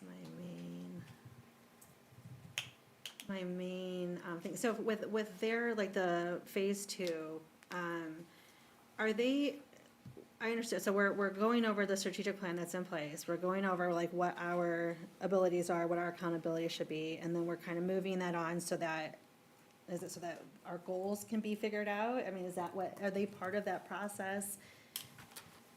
Is that where phase two comes in? It's like taking the priorities that we already have, right? They're not gonna come in and re-edit all the priorities that have been built out already, right? That's been approved by you as a board. What we're looking to do now is take that plan and make it actionable with the next steps. And then also, then we've had this conversation about, well, what does success look like for the district from a metric standpoint? And that's a part of the conversation they wanna have with you. And help you bring us on the same page, so that we can bring everybody else on the same page, because that's a lot of questions that are coming from our committees right now. And that's why it's important we get moving. I'd like to have this work get started. If you look at the timeline on the contract, it's aggressive. Right. We're gonna get moving. We're not gonna wait around. Yeah, so I guess, and again, not being in any of the discussions, when we think about, I'll just pick like student voices. So is their job to explain to us how we achieve that? Or I'm not understanding exactly what their involvement is. I guess if you could. Yeah, it's consult. Break it down to really basic, because I'm. No. Their model will be working with you to understand direction. They may try to coach you a little bit if there's, a myriad of opinions and perspectives. Part of it is them understanding, but part of that will also probably be them giving you direct feedback as well. Because they're basing their work on research and what effective strategies and practices look like for a district. From there then, depending on what that audit will look like, I can't speak to that because that's part of their work. That's when they're gonna then get embedded in working with the leaders and then different staff that are part of that and collect, perspectives, voice, and understanding. But also, they're gonna learn about us and then start analyzing, almost like a problem of practice to solve and work with us on how to do that. Part of their model teaches us how to do that ourselves, so it's almost like training the trainer, so that eventually we as a district can start to do that ourselves too, which is a great practice then for us to be taught. And I think the beauty of it is we already have these collaborative structures in place. And as we do this work, a lot of that's gonna be felt in our committees, and that's a great thing, because we just recently even had like our CAC committee, DCC, and we're talking about what are some of the metrics or the guiding points that we're gonna look at as we continue to focus on or staying within the guide rails of our strategic plan. And so they're gonna help us with that. Okay. So I think like, just like you said with student voice, right? The way I understand it is like the step one, or kind of phase one, is of us educating them what student voice means to us. Okay. Right? And then they will then look at our strategic plan and say, hey, there's a gap here. Your strategic plan that you heard from the community and that you guys kind of ratified effectively says this thing about student voice, and looking at the data, and it's a little different than yours. You need to close that gap and figure out, like, is there something that's amiss there? Then, once they kind of determine that and get that kind of understood, they can then go out and kind of work with the various community groups or work with others that we need to, community at large.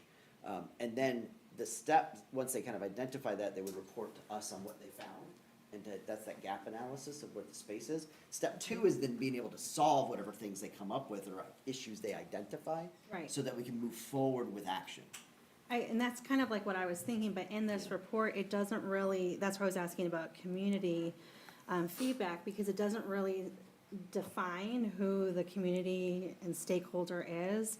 And so at one point, it did say like the in the grass teachers, but I guess like, you know, you guys talk about my empathy and all that, but as someone who hasn't always been brought to the table in conversations, when I read these type of things and it doesn't specifically state who we want to bring in, like it was really specific when we were designing the strategic plan, you're gonna look at, you know, students, teachers, parents.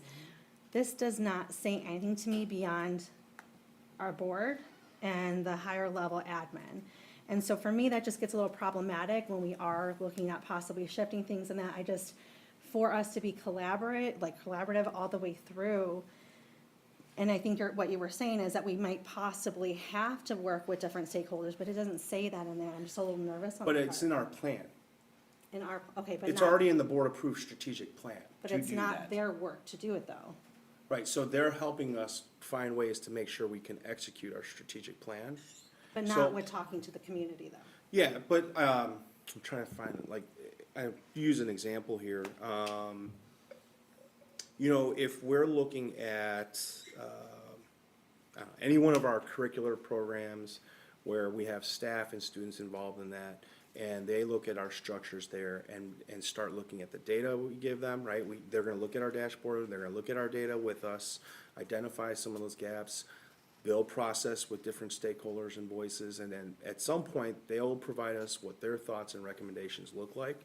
And when that happens, that will have been done through our collaborative processes, right? Like, cause we still have voice through CAC, PLAC, RAC, and all the other committees that we have.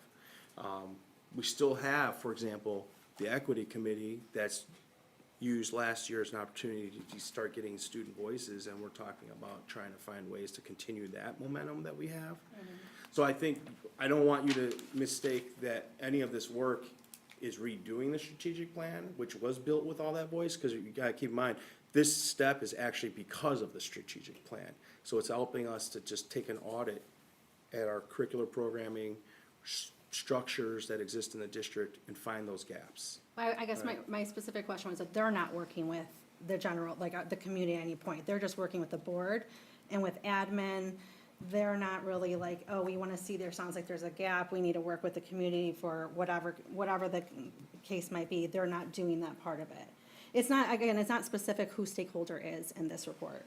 Okay. So that's what I want. And I would say that A firm. that kind of work absolutely is all of us still doing the work, if that makes sense, It right? does, no. Well, okay, all right, so, I don't think they're gonna go door to door. No. And I know, you know, that's what they're not, you know, they're just kind of looking at us in our strategic plan and saying, you're not meeting the needs of the students in this area. You're not meeting. Based on like our data, what we already have. Right. Anything like that, but there's no need for them to go and like, hey, check in, is this working for you all in this group of people? Because like that's already is that what I'm gathering? We already did that to make our strategic plan. You feel like that part was already done. right. So no one feels like we need to collaborate with our public body anymore for this, right? Again, this is out Yeah, of my I'm area. not saying that, no, that isn't necessary. I'm just saying the framework of, sometimes when you define something, you may define it too much and say, okay, this is too broad, right? So stakeholders, in my opinion, the way I read that was, like, when they first meet with us, maybe there's a discussion about who these stakeholders are and what we define that as and the I input that we need. think that would make me, it's a little uncomfortable for me not to know, like, who's picking these stakeholders? Why are we picking these specific stakeholders? Do they represent a rounded voice of people and ensure that we're thinking of beyond the people who are at this table and what we can possibly represent and ensure? Because I don't feel like our job can ever be complete no matter what we do without that. And so that's where, again, anytime we talk about stakeholder voices, I just kind of want to understand and like, how are we picking these people? Where does it reach out to? And, you know, that part of it. And it's just not clear, so. So yeah. Danielle, I think part of maybe the lack of clarity is because we don't know yet. Okay, It's an audit, part of their gap analysis audit They may tell is us what's we're gonna not steer us to where doing we I have guess to it go. would be nice if they, I guess it's fine with you, it doesn't need a statement in there, because the only thing it specified was admin and board members. That is the only definition of stakeholders, is why I'm asking you this question. So I understand that part, but the only thing that has been spelled out is that it's just us. And that's where I'm like, where's the benefit of that if we're not only using our own voices?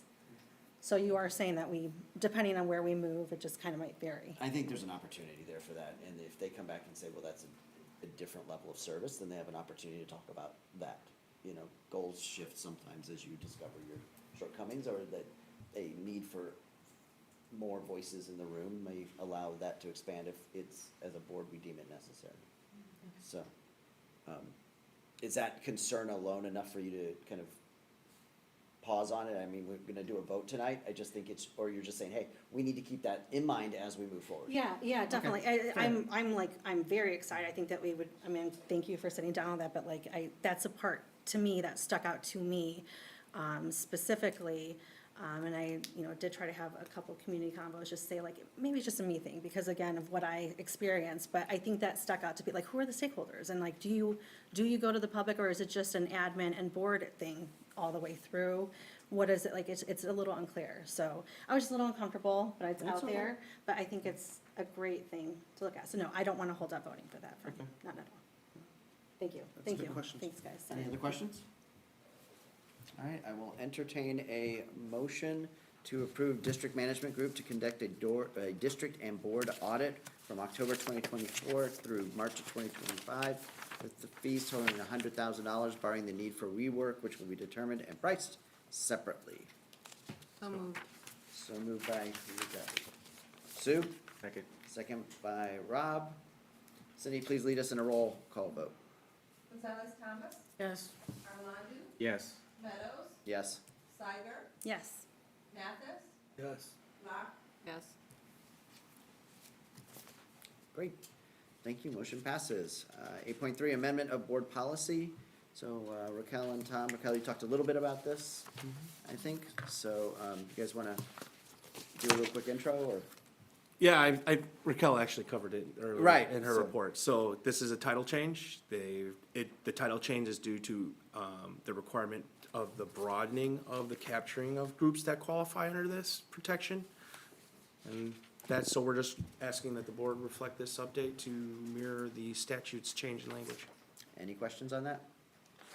I will entertain a motion to amend policy 2:265 as presented.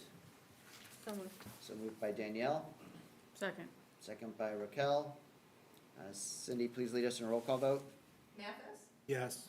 Steiger, Yes. Meadows, Yes. Arlandu, Yes. Locke, Yes. Gonzalez Thomas, Yes. Motion passes, thank you. Next is authorization to purchase a standalone serving counter. Josh? All right, so last year, I don't know if you remember, I spent a lot of time with students talking about food. And this is actually a follow-up to that. So I had a lot of great conversations with Dr. Smith's advisory group.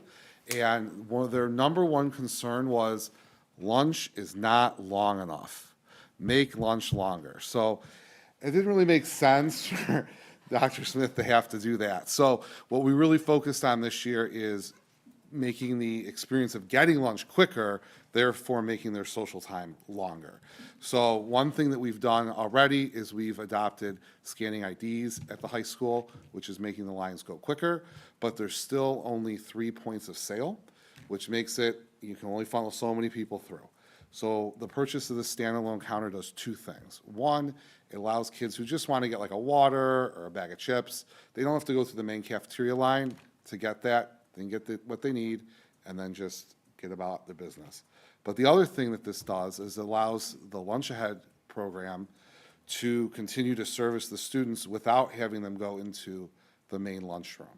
So that way we can pre-order ahead, their paninis are waiting for them right at this counter, and they can get that without navigating the line in the main serving area. So this was completely student-driven by their wanting for lunch to be longer, but instead we'll try to make the serving time quicker.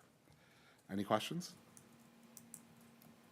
How long before it kind of gets implemented? Like, is that a this year thing or a Oh, next no, year? this is gonna be done like instantaneously. Instantaneously. Instantaneously. Tomorrow. That Mark, Yes, instantaneously. instantaneously, Mark. Back of your car. It basically, yes. I forget now when I read it. It was like at the request of Quest, or we're purchasing it from? or So, no, I so mean, the new Organic Quest, the Life new purchased Organic it Life. Okay, already, okay. and then we're buying it, we're taking ownership of it. So that happens with a lot of products. Okay, okay, so my question is, in 3 years, whatever, when we have to reevaluate our contract. and Correct. We go with, back to Quest, or we don't go with our, is there, we own it now. Correct. But we bought it from them, is that a problem? No, okay, that's No. all. No. Okay. That's one of the reasons why we're taking ownership of it. Okay. So when, Right, Correct. okay, that's, I just want to make sure that it wasn't some. yeah, no, that's a really good question. So is this like a, kind of like a pickup counter?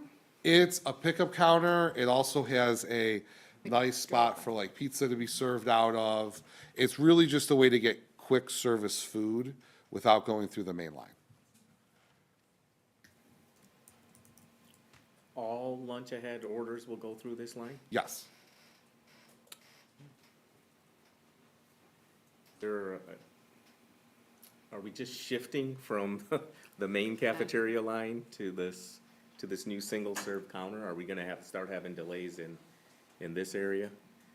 No, because in theory, right, it's all new and relative, but right now, everyone goes into that main cafeteria area, and they've got to be serviced, and then they've got to leave. Whereas if we're having kids use the lunch ahead, they're doing that part outside of, so that's 30 to 50 kids throughout the day that aren't going through the line, still being served food, but that allows the kids who are buying food to get through the line quicker. It's just like separating, if you were to go to like Chipotle, you don't go through the main line to get your pickup order, right? You just go to the pickup order counter. So it's the same concept. So where will this be at?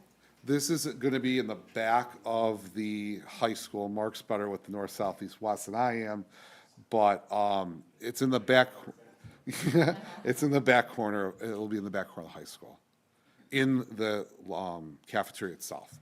And what's nice about it too is it's on casters, so we can move it whenever we want. So if we wanna move it to a different location, no problem. So. Anyone else? I will entertain a motion to authorize the purchase of a standalone serving counter for BHS Cafeteria from Organic Life for the amount of $29,301.62. So moved. So moved by RJ, Second. second by Sue. Cindy, please lead us in a roll call vote. Slider, Yes. Meadows, Yes. Carlandu, Yes. Gonzalez Thomas, Yes. Mathis, Yes. Lot, Yes. Thank you, motion passes. Next is authorization to purchase maintenance vehicles. Mark? Thank you. Back in 2018, part of the capital projects plan at that point is to really get on a cycle of replacing vehicles. We were never on that cycle. This is really just a continuation of that cycle. There are still some vehicles left in the fleet that are 2008s. Yes, they're getting pretty old. But we're just gonna kind of continue that cycle. The other thing, not that it has anything to do with this, but the other point is we're gonna start doing this also with driver's ed vehicles. So you'll be hearing that in the near future as well, to get them on the cycle. We already do this with activity buses. We have a lease on those. So there's a lot of different vehicles in the district, actually well over 20 vehicles that the ops division oversees. So this is just kind of a part of that. And again, you know, these do everything from push snow, deliver food to different schools, pull mowers for mowing the lawns. So again, like I said, hopefully, you know, we'll get there, but you know, in a couple of years, our, you know, 2016s are gonna be 10 years old. So again, this is about every, depending on the year, about every 1 or 2 years, you'll just see vehicles kind of coming through to keep, you know, keep them reliable and doing what they need to do in our district.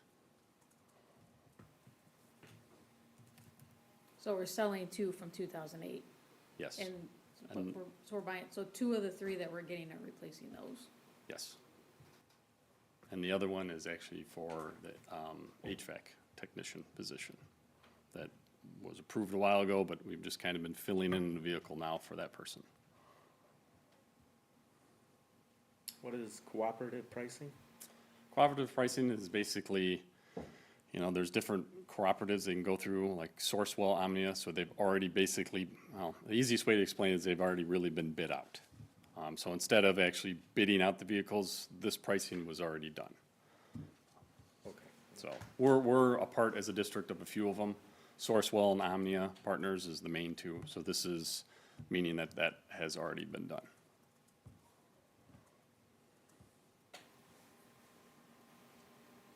Any other Vehicles aren't questions? exempt from bidding. You go through a cooperative, they put out the bid, they collect the pricing, they find the lowest price, and we can buy through that cooperative for a member. Yeah. All right, I will entertain a motion to approve the purchase of 3 new maintenance vehicles from Gerald Ford in the amount of $107,129.09. So moved. So moved by Rob, Second. second by RJ. Cindy, please lead us in a roll call vote. Locke? Yes. Mathis? Yes. Slager? Yes. Meadows? Yes. Arlandu? Yes. Gonzalez Thomas? Yes. Thank you, motion passes. Next is text on display. Brad. Yes, I'm asking the board to put the book, Just Mercy, on display for a period of 1 month to gather feedback from the public. You can see the board item there. This comes from the high school English department and was recommended to the superintendent by CAC. Thank you.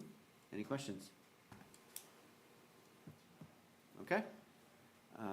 But just Yep, well- on this process here, so anytime there's a new book, it goes through this process here? There's 3 levels, 3 different types of levels of materials. So this would be an anchor material, which means that all kids would be exposed to it. So only the Board of Education can approve those anchor materials. So every kid in this particular class will read Just Mercy, so it will go through this process with board approval. There are supplemental texts which are a part of our curriculum, but there's like choices for teachers and students within that, and those are approved at the CAC level. And then the last level is responsive materials, so if something happens in our world, or, you know, we're in an election season right now, teachers can bring in materials that they need to teach those things responsively within their classroom. So those are the 3 levels. Responsive is on the teacher, supplementals on CAC, and anchor for everybody is on the Board of Education. Is the rough theory with the responsive one that like you need to be timely with it and you can't quite go through all the other processes, so it's kind of handled departmentally of sorts and from a teacher? We really want PLCs and groups of teachers looking at those materials to bring them in to teach something that's happening in our world or our community. Right. Just because it's good to have many eyes on those materials, Right. a lot of readers. But that is the point is if something's happening, we want teachers to be able to teach, and that is their vehicle for doing that. Okay. But if it's something that's good and it sticks around, they should move it to supplemental or anchor, kind of up the chain.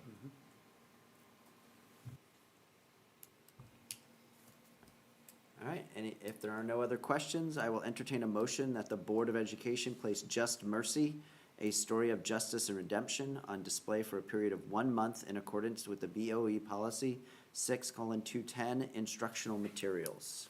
So moved. So moved by Raquel. Second by Danielle. Cindy, please lead us in a roll call vote. Gonzalez Thomas? Yes. Arlandu? Yes. Meadows? Yes. Slager? Yes. Mathis? Yes. Locke? Yes. Thank you, motion passes. That is for our action items. Discussion items, 25-26 school calendar draft. Brad.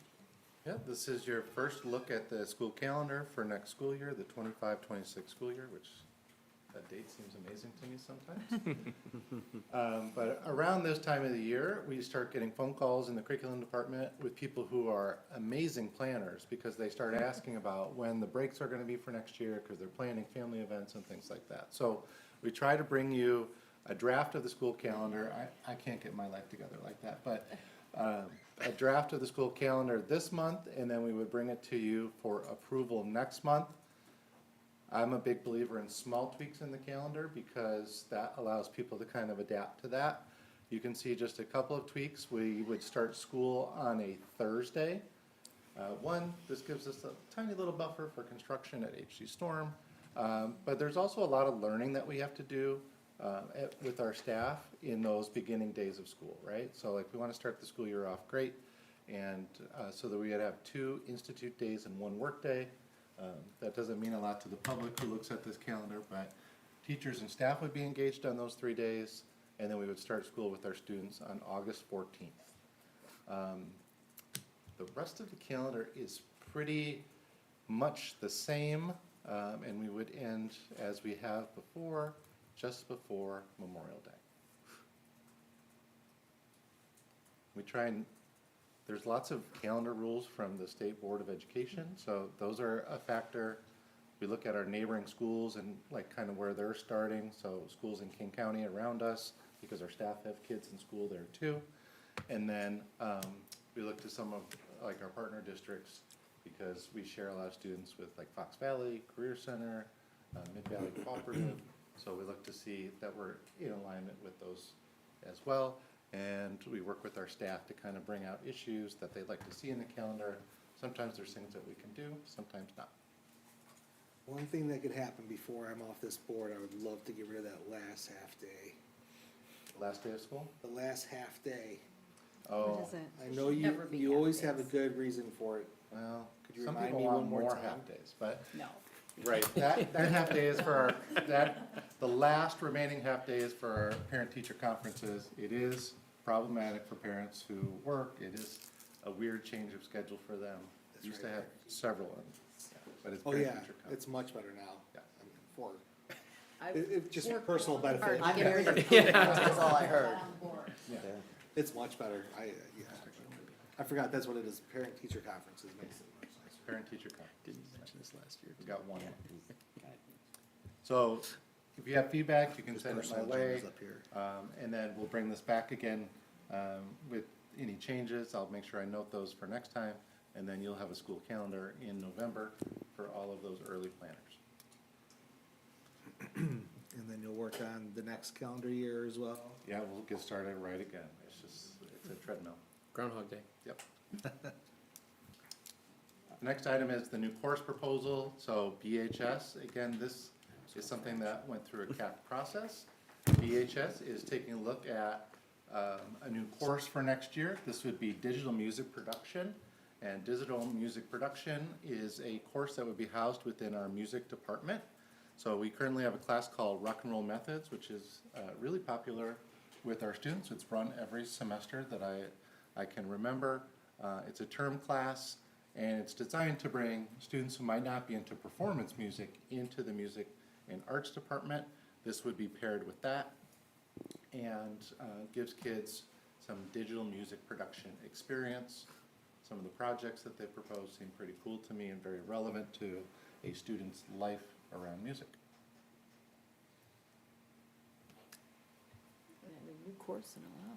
We haven't added a new course in a while. Each new course kind of throws a little ripple into the pond of scheduling at both our middle school and high school.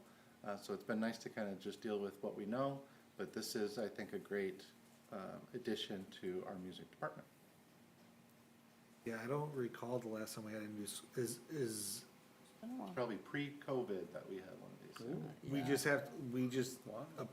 just have to decide if we approve the curriculum behind it, or like, The curriculum will come at another time. You just That's what I'm trying to understand what- offering the course. Do So we want the course or not? yeah, we want to put this in our course catalog, and you guys get the final say on that. Our staff believe this is a good idea, but we take this through the board because there are, different perspectives, and we want to Yeah, I make don't sure. think they've ever done this, so Yeah. that's why. Yeah, and it's. I don't remember seeing this ever. At this point, it's a discussion, so, if there's any questions today about it, or Yeah. reach out afterwards to kind Yeah, of help absolutely. understand, And these are classes that you would expect some reasonable level of interest in, like teachers have talked to you about it, students have expressed a need, a desire, or is this kind of a? I think this is like, if you look at some of those projects, creating ringtones. Yeah, one things they might be in it, song, yeah. TikTok trends. This is what kids Do. are exposed to and do constantly, even when we don't want them to do that. So I think getting them in the creator process is actually really important to me. So I think that this is a great kind of addition to that. And when you do a high school schedule, term classes are really difficult. So when you compare two together, that way you get a semester-long course. So putting these two things together will not have a dramatic impact on the high school schedule. Like if you're adding a lot of semester courses or new courses all the time, it is problematic. So you mean with the rock and roll? Yeah, it would one, be yeah. buddied up with that. So kids would probably take both.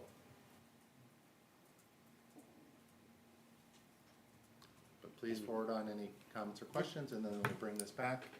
The high school will start registration soon after you guys approve this process, talking about kids and their courses for next year. Moves fast. Thanks, Brad. Yep. Appreciate it. Review of board policy, first reading. Should she do it again? She actually, she covered all of them early. I don't know if there's really any need for us, Raquel and I, to talk about it. She covered the changes, and this is just a first read. If there's any discussion now, or similar to what Craig just said about Brad's last item, if there are questions that come, please feel free to ask. We do have another board policy committee meeting, as we've shared with you. We're always gonna have a policy committee meeting between the regular board meetings. So our next one will be on November 4th. Any questions on these policies? Time to read them, absorb them a bit more? Okay. Great. 9.4, multilingual update. Hi, Jen. We're gonna invite Jen and Ming up to the podium to give you a little update on our multilingual program. I was waiting for the official invitation. Good evening, I'm Jen Hicks. And I'm Ming Shelby. And we're eager to provide you some information as well as highlight some of the components that are in our Batavia Multilingual program. So Batavia serves approximately 700 students who speak over 54 languages, and our EL service department works with students who qualify for services. There's 320. You're fine, Holly. Our multilingual program is really nested in our strategic plan and really connects with the mission statement of empowering every student to achieve their unique potential through an equitable and personalized experience that supports post-pre-K 12 pathways, as well as the two priority statements of enhanced teaching and learning practices and fostering inclusion and belonging, specifically as we work with our parent groups and our community partnerships. In terms of our EL programming, our program is really supporting students pre-K through 12th grade with diverse language skills to be able to gain English proficiency of speaking, writing, listening, and reading. In terms of curriculum access, we help students with the core curriculum by building background knowledge and academic vocabulary. And then in the summer, we provide students early childhood to 8th grade nonfiction and fiction book packs so that they can dive into books and spend some time in the sun, spend some time outside reading and continuing that growth of that English language proficiency. In Batavia, we said there's 700 students who speak over 54 languages, but this information really represents our 320 students and the languages that are spoken at each school. Batavia is a diverse community, but you can see that some of the languages are more prevalent in some of our schools, but it's exciting to see how global our community of Batavia really is and how multilingual our students are. Hope you brought your magnifying glasses so you could see that super small print up there. So part of how we measure academic proficiency is every student who is identified as EL will take an access test in January. And so a part of what we do is monitor our program of how our students doing with gaining academic proficiency and monitoring them to exit EL.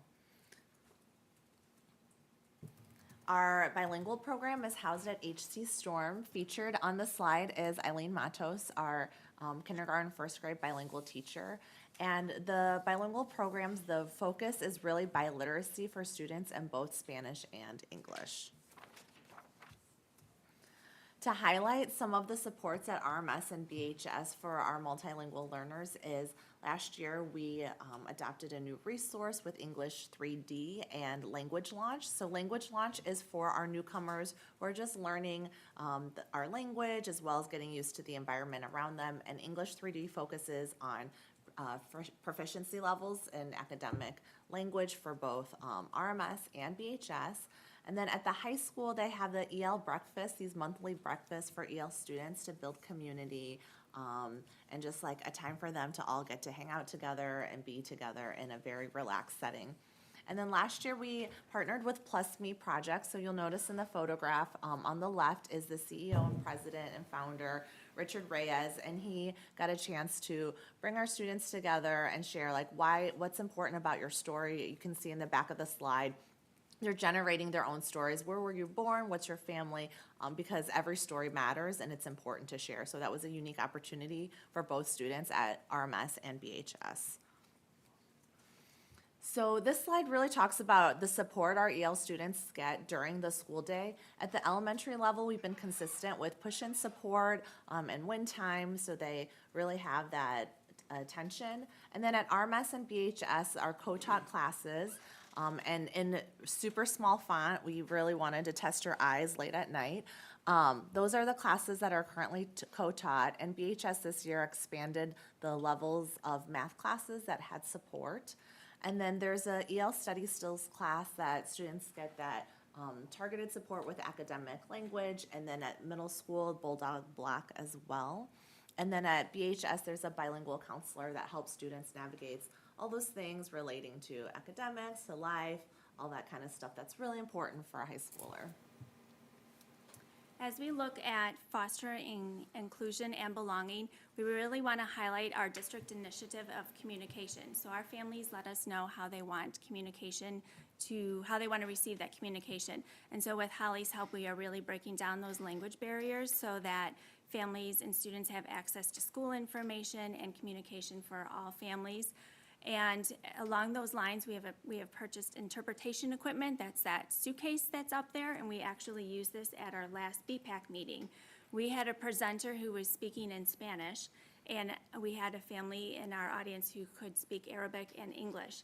So one of our translators, our interpreters, spoke English, and the family wore a headset, so they were able to participate in the presentation and be able to take in information about literacy and being a biliterate family and student by wearing that headset. So that's something that we're going to share and be able to communicate with others and be able to have that suitcase travel throughout the district as we have family meetings and give information. The last piece is a requirement from ISB that we have to have a bilingual parent advisory committee that's called BPAC. And we have had the opportunity to have 4 families attend the Bilingual Parent Summit in May. And those families now are part of our BPAC leadership team and providing guidance on what information they want to have presented at BPAC meetings. So it's exciting to have those pieces of communication and support for our families as well as our students. So thank you for letting us highlight a little bit about the multilingual program, and this can't be done without our amazing teachers and administrators who are fantastic and stand by our kids and listen to their stories and welcome them. Thank you. Thank you. I have a quick question. Just looking at the little headset things, it reminded me of an equity meeting.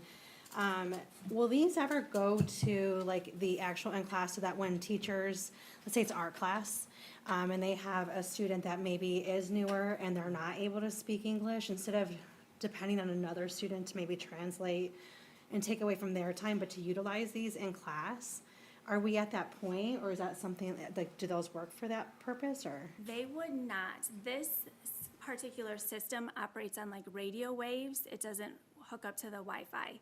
The other piece that you're talking about is technology does get better and better, and there's different apps and different programs that teachers can use. There's like Google Translate on your phone that you can use, and it can pick up the communication, or you can take a picture of the slide and it can be in a particular language. We're also using like Microsoft Translate that allows the teachers to be able to have information in English, and then it'll translate into another language on the student's Chromebook. So we do have those supports and those pieces.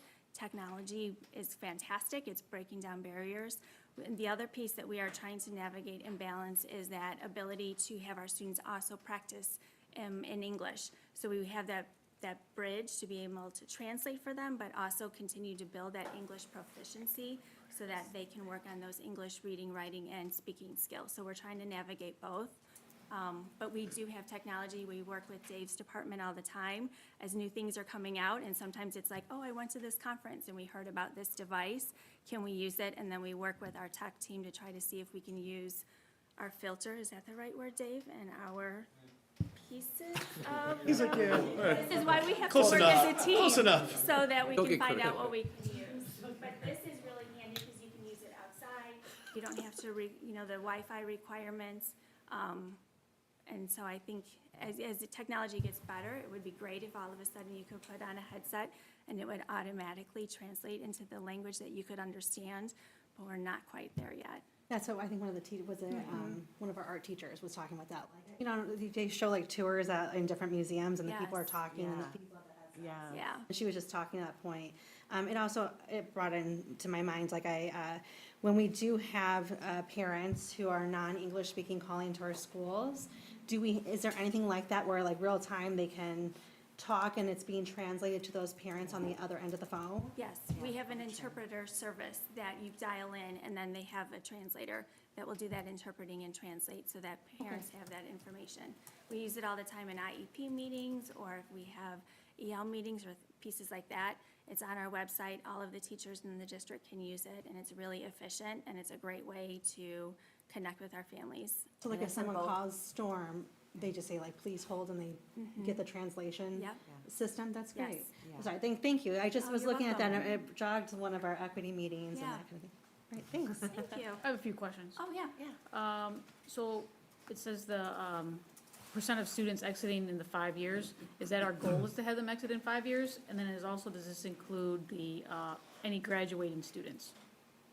Yes, so it is our goal within 5 years, and the state level is at like 5.9%, so the fact that we're at 10% is really amazing that we're above that.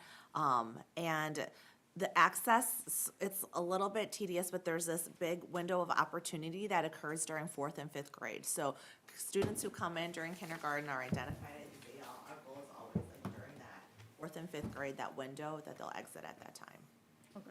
And then we have 320 students in EL. Is that a pretty good average of the last 4 years? It is. In terms of welcoming new students, we really have more of an influx from Venezuela, Colombia, Ukraine. But it really has been consistent. We've also been able, with that ability, to add more staff at the high school and the middle school so that we can have more co-taught classes. So with that consistency in programming, we're able to have more consistency in staff.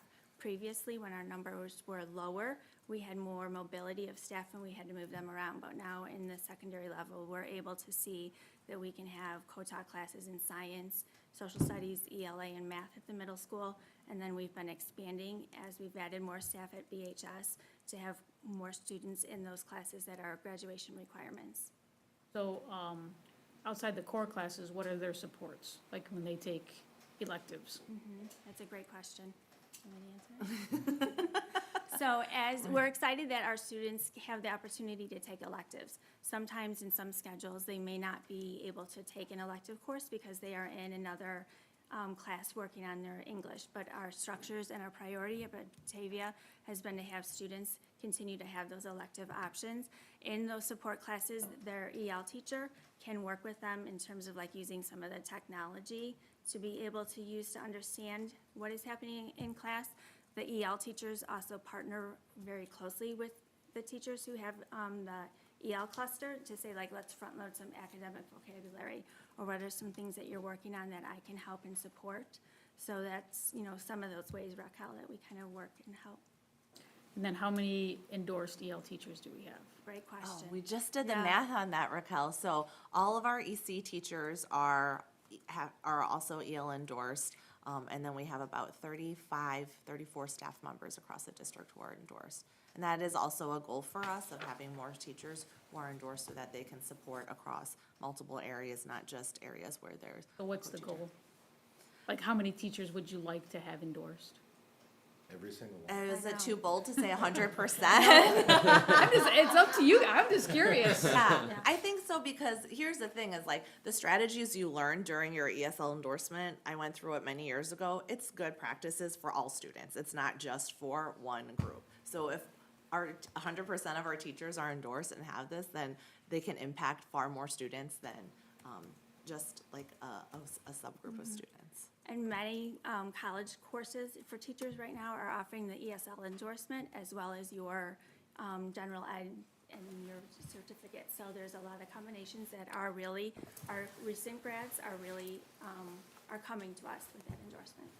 How does that work for substitute teachers? As far as needing to be endorsed, you know, what are the requirements for them when they are needing to be pushed into the EL classes? Like when a classroom teacher has a sub that day, or like when the EL teacher has a sub, or? When there's a substitute teacher that's, being pulled Yeah. into the EL classes, do they have to be endorsed as well? No, right now there's no requirements. Are they bilingual? No, Not necessarily. but some, but not all, yeah. So usually if they're in a core class, they'll have a co-teacher and the core, so like if I'm a normal math teacher and Rob is my co-teacher, if I'm subbing, then they'll try to rotate. Well, like at an elementary level, I know Storm very well. So if you have kinder/first, that's Matos, Eileen Matos, and she's not there that day. We have permanent building subs. Are they expected to be bilingual to fill into those roles? Are you pulling?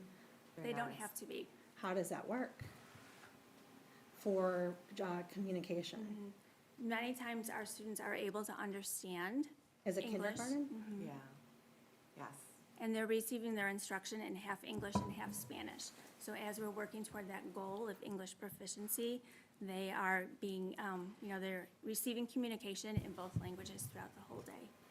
And I think Storm believe does have there's- a bilingual She's a Yeah. part-time. or consent. a subs, yeah. Okay. It's obvious, not ideal, right? Yeah. Yeah. But the kids are so resilient and like, even when we walk in the classroom, they can tell, like, our Spanish, they're like, oh, they're like clearly not bilingual. And like, we're able to communicate and work together, and they're very generous with being forgiving to, okay, And like, we across got the, this together. I'm going to add too, across the state, there is a huge need and a call for bilingual teachers as well as ESL teachers. I just got something on my Instagram. ISB is really doing some advertisement, so Batavia, as long as the rest of the state, is really trying to find that opportunity to hire more teachers. So if you know anyone, Danielle, tell them to apply. Yeah. We're looking. I mean, everybody is. That's, because it's a massive need everywhere. So I just think of like the EL hub at Storm, and I kind of have brought that up as we should probably, shouldn't we have a sub that can fill in that is bilingual? That would be great. great. If that person existed, yeah. And to echo, Danielle, what you're saying too, RMS hired 2 new EL staff this year, and so now all 3 EL teachers at RMS are bilingual in Spanish and English. So that's been a great asset to the building. So yeah, that would be great. Thank you, everybody. Thank you. All right, last discussion point, we have board matters on this one. This one's set aside for board members to have dialogue on various topics. And might not necessarily use it every board meeting. This evening, we're gonna kind of give an opportunity if people wanna kind of continue discussion regarding the data, which we talked kind of a little bit about earlier, specifically about board policy 7:180, but also to give a chance, because I know a number of you met with Brad and Holly to kind of look at some of the data, and if you had any information you kind of wanted to report out of that, or any discussion. So, I'll leave it at that. Yeah, that was a really good meeting with you guys. It was helpful to actually like sit down and kind of see how deep you can really go with everything. And that was part of, we voted on the dashboard, and I was appreciative that, I know that the data is pulled in a certain way where Panorama, it's not getting plugged in, but something I had asked about was, there are certain things in Power School that we're not able to capture, and like the stuff that we have to actually report on, like if it's a harassment or bullying, doesn't go through Power School. Like the actual criteria that we have to kind of go through to report back to the state. That's being done on that Google Doc form. So I'd asked if that can be plugged into data, and that is something they said like Holly could do if it was something that we had asked for. So if there is specific data, we could, it's being kept now to comply, so we could ask for it to be shown up there, but it won't be on Panorama until like we can actually get that done, like make it more personalized, I guess, beyond those like few different bars.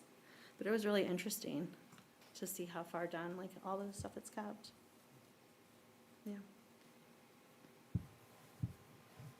No, and I know I personally would like to have an understanding from our board what we want to see, if we want to see any of that specific to 7-180. And I'm not today, but like, I think it's, to me, it's important that we don't just wait to see what happens. This is something that, like I made clear, and I personally feel that, I think we should try to get it as right as possible and be upfront with like, what do we want to understand about our bullying? Because we are in this new period of where we are capturing a lot of specific information. And I guess I prefer to talk about it and maybe have that conversation together as a board. If there's anything specific we'd like to see show up on the dashboard related specific to this policy. So, my thought is if there are board members that have some topics they want to kind of collect together, you've emailed a couple of things that you'd like to kind of continue to talk about. If there's other ones and we kind of see them come together, then we can kind of work on kind of scheduling something for that as people. If there's enough kind of impetus behind getting that discussion going. So, otherwise we can just definitely make sure that we kind of look at the data as you guys bring it online, and if we see a gap, then that's the board can discuss if we feel that that's a gap that needs to get filled. Like, just let you know what data points we're looking for specifically. Yeah, like if you say, hey, I think we need to monitor bullying a bit more closely than some of the data may be easily provided, then yes, let's kind of put that, or we want to look at chronic absenteeism maybe more than it's actually being able to be reported or on a schedule or whatever. Part of me says, in my opinion, let's see what kind of coalesces, understand what that begins to look like, and then find out, based on that, ooh, that's not reporting quite what we were expecting to see, and then give them an opportunity maybe even to talk about like why it's not, because maybe expectations versus reality are a little different, or maybe just how it's being accumulated from a data perspective is not capturing reality.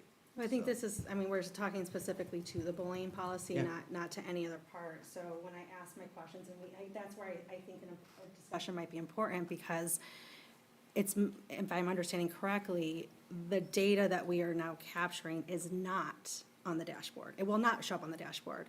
And it's not part of Power School where it can be pulled. It's gonna have to be pulled from these Google documents that are being kept. And so if we wanna understand if, what our racial incidents are, or if we're having like a uptick in this place, whatever it is that we care, what we've heard and what we feel is important at this point, so our dashboard does not show that. So in order for it to show it, we're gonna have to talk about it. And so if we wait, what are we waiting for? That's what I'm kind of like, we're gonna wait for what though? Because none of the data that is being shown on the dashboard is this data. We're not capturing bullying data, but we can.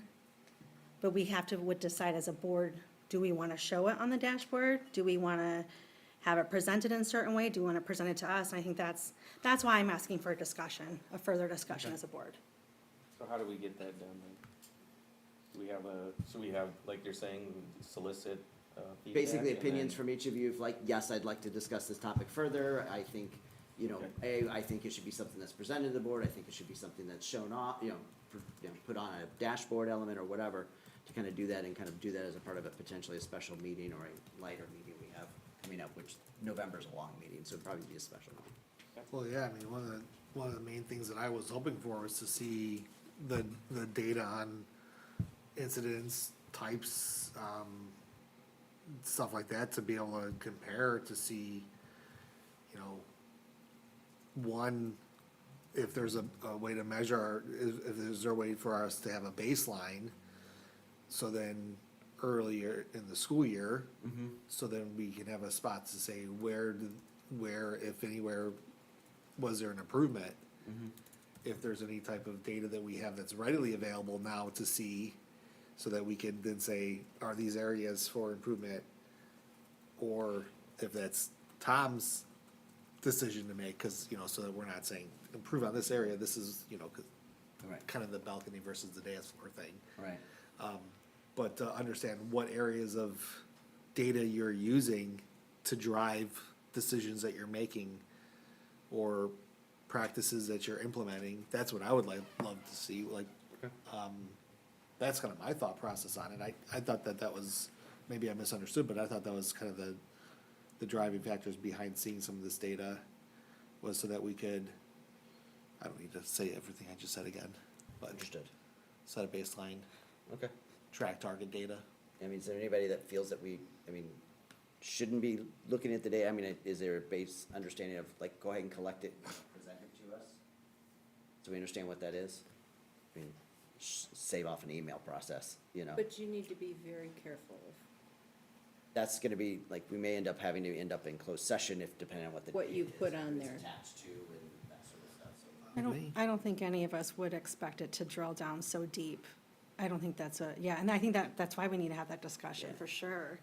But I don't know, open session versus closed session, we can decide. Well, it just depends on the data that Yeah. ends up getting done, and I think Sue's just, and I'm not trying to put words in your mouth, just, we gotta be cognizant of what we're asking for Yes, the data that you're absolutely. presenting, because we gotta be careful about that particular subset of data. Yeah. Sure. Because you Yeah. can inadvertently drill yourself into a student's I think identifying Yeah. issues. I think they'll be able to let us know if we're approaching that, if we're asking for something. Okay. At least that's a hope. You guys did really awesome at showing us, like, that's why that's not a good idea, and that's how you can narrow that down, so, I mean, that was awesome. Okay. And we can open it up to other items, like for me, I think a big thing was I'd like to be able to show like more academic performance data.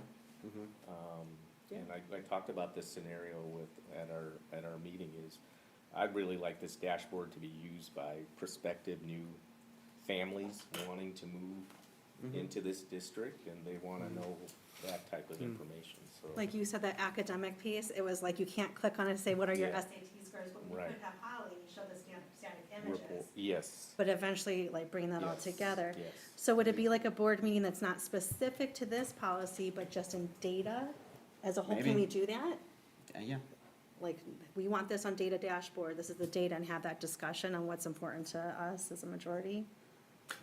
Or no? If I may? Yeah, And I think this is a perfect time to insert that the DMG group that you approved can also help Yeah. guide some of that conversation. A lot of their metrics that they'll point to are, you know, research-based and best practices and best gains of growth and what metrics we should be focused on that are based on our strategic plan. so So may, they can be helpful. that's a good point, they may They can come be in and helpful say, for the board. you have this Should be. goal, and you're tracking nothing that supports that. right, You know, right. so like if we have a goal of academic performance and we're not showing anybody about how we're supporting or succeeding at that or continuing to work on that, then we need to do that, you know? Yeah. So, okay, These are good thoughts. yeah. Good points. All right, so that doesn't stop anything you're doing from a dashboard of generating that, because my challenge has always been like, the data is so broad, how do you begin to see and like what you can cull out of it is almost like, well, try this. Yes, I can do that. Try that. No, I can't quite do that. Like me, be a little bit of, let's see the first basis of what it does. But let's go ahead and continue the conversation with some of the other items that you mentioned and then you mentioned, and we can look at some of those. Okay. All right. Thank you very much. Administration, Tom, anything you want to share for comments? Yeah, so I'd just like to say good evening to everybody who is here. Thank you to all of our presenters. Thank you to our audience members. I am stealing Aaron Kilberg's thunder since he is not here. I feel like Someone we has have to to. say it. Someone has to say it. So I want to say thank you to our guests here in the audience tonight, and thank you for sharing your thoughts. I know it's meaningful to the board, and they have, as you can tell, very thoughtful conversations and care. So I want to start off by acknowledging the incredible work our staff and administration have been doing with the start of the year as we are nearing and inching towards the end of October. There's a lot of work that's going on. I think it's evident in the progress we see in our collaborative committee meetings. But I also think you saw glimpses of it tonight in the presentations that we saw, the work that the students shared that they're doing, and you hear about all these internship opportunities that our kids are being exposed to. This is the momentum we're going to keep going on, right? And we're going to continue to get better. I'm also very deeply grateful for that level of dedication and hard work that everyone is putting behind this and the thoughtful conversations. With all that said, this could not be done without the incredible leadership of our building principals and assistant principals. This week highlights Principal Appreciation Month, which includes our assistant principals. And so I just wanted to share with the board that there is a deep amount of gratitude in the leadership of our principals. When the embargo data comes out, you will see that the work that we move cannot be done without the building leadership. And I just want to take a moment to acknowledge them. For the immense pressure that they are feeling every day of the work and the tempo at which they must operate on a daily basis. So I just wanted to say kudos to them and that our principals are appreciated and assistant principals. As we reflect on the great work that's already underway, it's clear that not only we have a lot of motion, but there's more to come, more ahead of us. You approved some things tonight that we will all work on together. Just yesterday, we continued important discussions at our DCC about the role of AI in education and in our field and what that possibility looks like as it impacts students and their lives.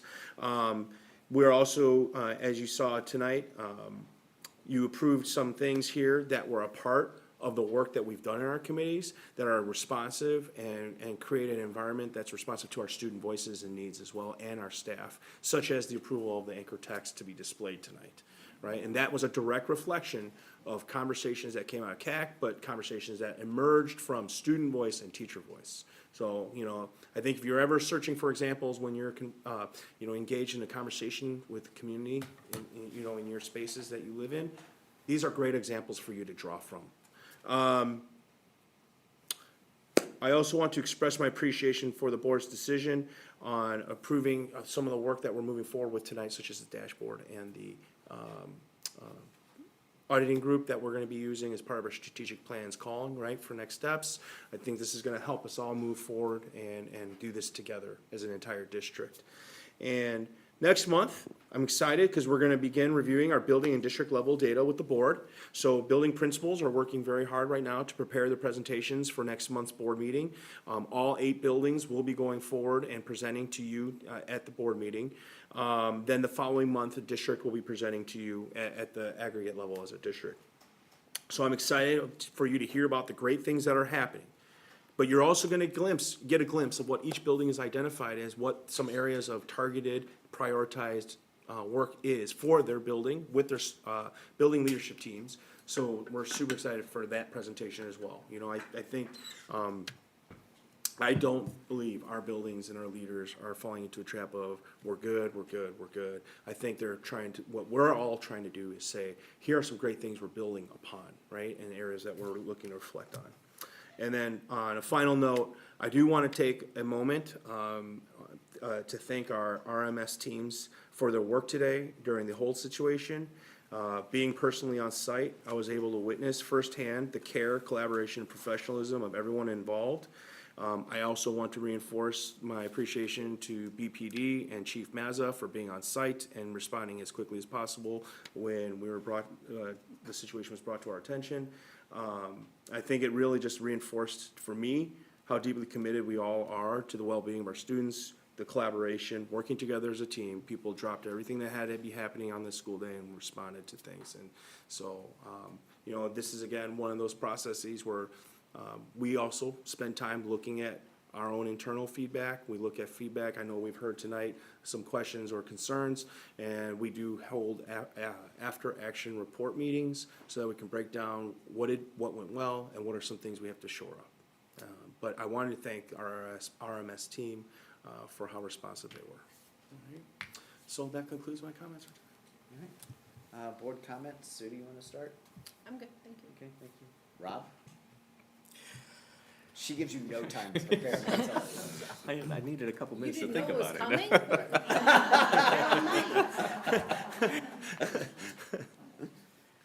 it. So I guess maybe, so celebrating successes, what we had earlier this evening, I'd like to do more of that. I mean, I hope we're not limiting it to just one per session. If we can get 2, 3, 4, whatever it happens to be, I'd like to hear more about those items, so. And then, just real quick, I have to give I generally don't do this, but I have to give a shout out to the Batavia girls tennis team. They won sectionals for the 3rd time out of 4 years, and 4 of the girls are going to state. Actually, I guess they're leaving tomorrow. They'll play on Thursday, so good luck to them as they go upstate, not downstate. So, but the other thing is Brad Nelson. I wanted to say appreciation to him, and it's my involvement as a family member in the tennis program is coming to a conclusion here. So, but he has done an outstanding job. So he's one of the best, not only coaches, but best human beings that we have as part of our community. So just a great appreciation for Coach Brad Nelson. That's it. So I'll say congratulations to the total 7th grade girls volleyball team for winning the end of season conference tournament. Happy National Filipino American Heritage Month, happy Halloween, and happy Diwali to all those that are. Just want to express my gratitude to the Rotolo staff as well as the police department. Having the opportunity to have a closed session to understand the security measures and everything that goes on. I know that there's a lot of involvement.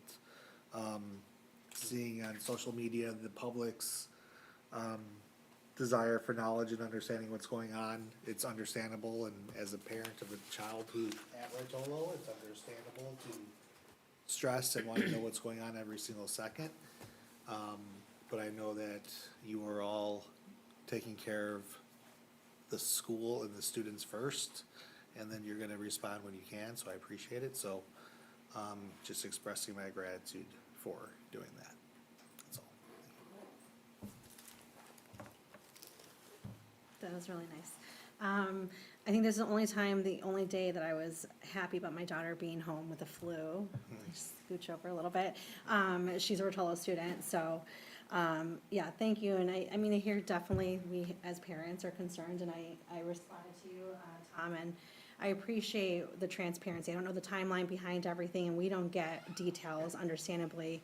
But I did hear from some people that they just, even though you didn't have the answers, that you still said, hey, this is happening, just you're aware. And then I just appreciated the education piece behind it.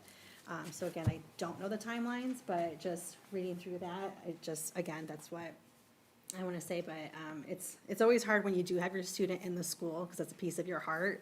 So again, I was just like, glad you're in the bedroom with your flu, just stay put. I wanted to kind of bring off Rob's talking about our celebration. I think one thing I would love to see too is our lower grade levels. Like I really want to hear about their celebrations too. But I mean, I love when students are up at that podium. It is the coolest thing. I don't know if it's just like a weird thing with me, but I just get so excited because they're just so cool standing up there, being able to talk to all of us and give these presentations like the broadcast kiddos. I can't stand up there and give a presentation like that. So I'm so proud of them, and so I do love to celebrate. I would love to see some other kiddos up there too. I love hearing from our high school kids. This is something just personally, my husband, I swear every time we watch games, he says stuff and then the announcers say it. And I was like, man, he would love to have something like this. Like, I'm just excited to see where our students go with this as it being an option. How cool.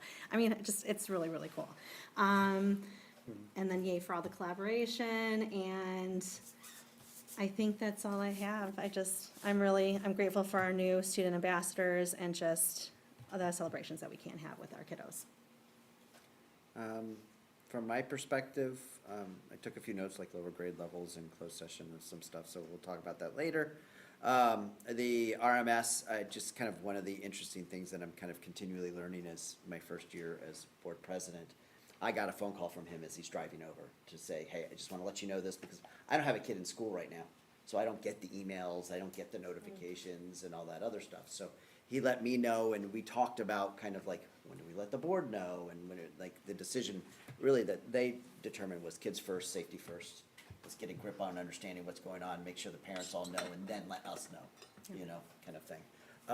And then one thing I will say kind of that I saw that a little bit, because I don't usually see too much, I'm limited to like Facebook or whatever online, is what was nice seeing when someone was like, I didn't get the email, someone usually a few minutes later, like seconds later, was like, here's a copy of it, right? Like people trying to kind of educate each other because you can't control how fast things hit your inbox sometimes. The other thing is, I really was kind of struck today that while we have celebrating successes at the beginning, I really feel like through a lot of this, there was a lot of successes celebrated today. You know, with BFAC, with like moving forward with the warm, safe, and dry, you know, there's a lot of kind of good things that were kind of percolating, because a lot of work is getting done. And I know sometimes it feels like we probably talk a lot, but things are happening up here and behind the scenes, more importantly. And then lastly, we had a meeting with fellow Batavia governmental organizations this week. We're starting in kind of the group decided we're all gonna meet quarterly, so that's the Batavia Library, that's the school district with us representing it, that's the Park District and the city of Batavia. So we're meeting quarterly with them just to kind of share, like, are there things we need to be concerned about? The mayor's at them, we learned a lot about growth in Batavia for a little bit on that. And it was a great meeting, it was a fun meeting, and we talked about things, like one of the examples, we probably spent 20 minutes. We had a very nice agenda, we didn't follow any of it, but but we talked about AI and like what different entities we're kind of looking at for that, and how like the Park District is looking at it for streamlining some of their operations, and you know, the library is talking about they're getting ready to kind of run some kind of classes and begin to educate people on that, because I'm seeing professional libraries are some of the ones that are taking the forefront on trying to teach the pitfalls of it, while the education figures out how to kind of safely let it into the world. So, yeah, so it was a good meeting. I'm looking forward to that in the future, so. And with that, I will entertain a motion to adjourn. So moved by Danielle, second by? Second. Second by Raquel, all in favor? Aye. Opposed? None. It is now No from you. 9:47 PM, and the meeting is adjourned.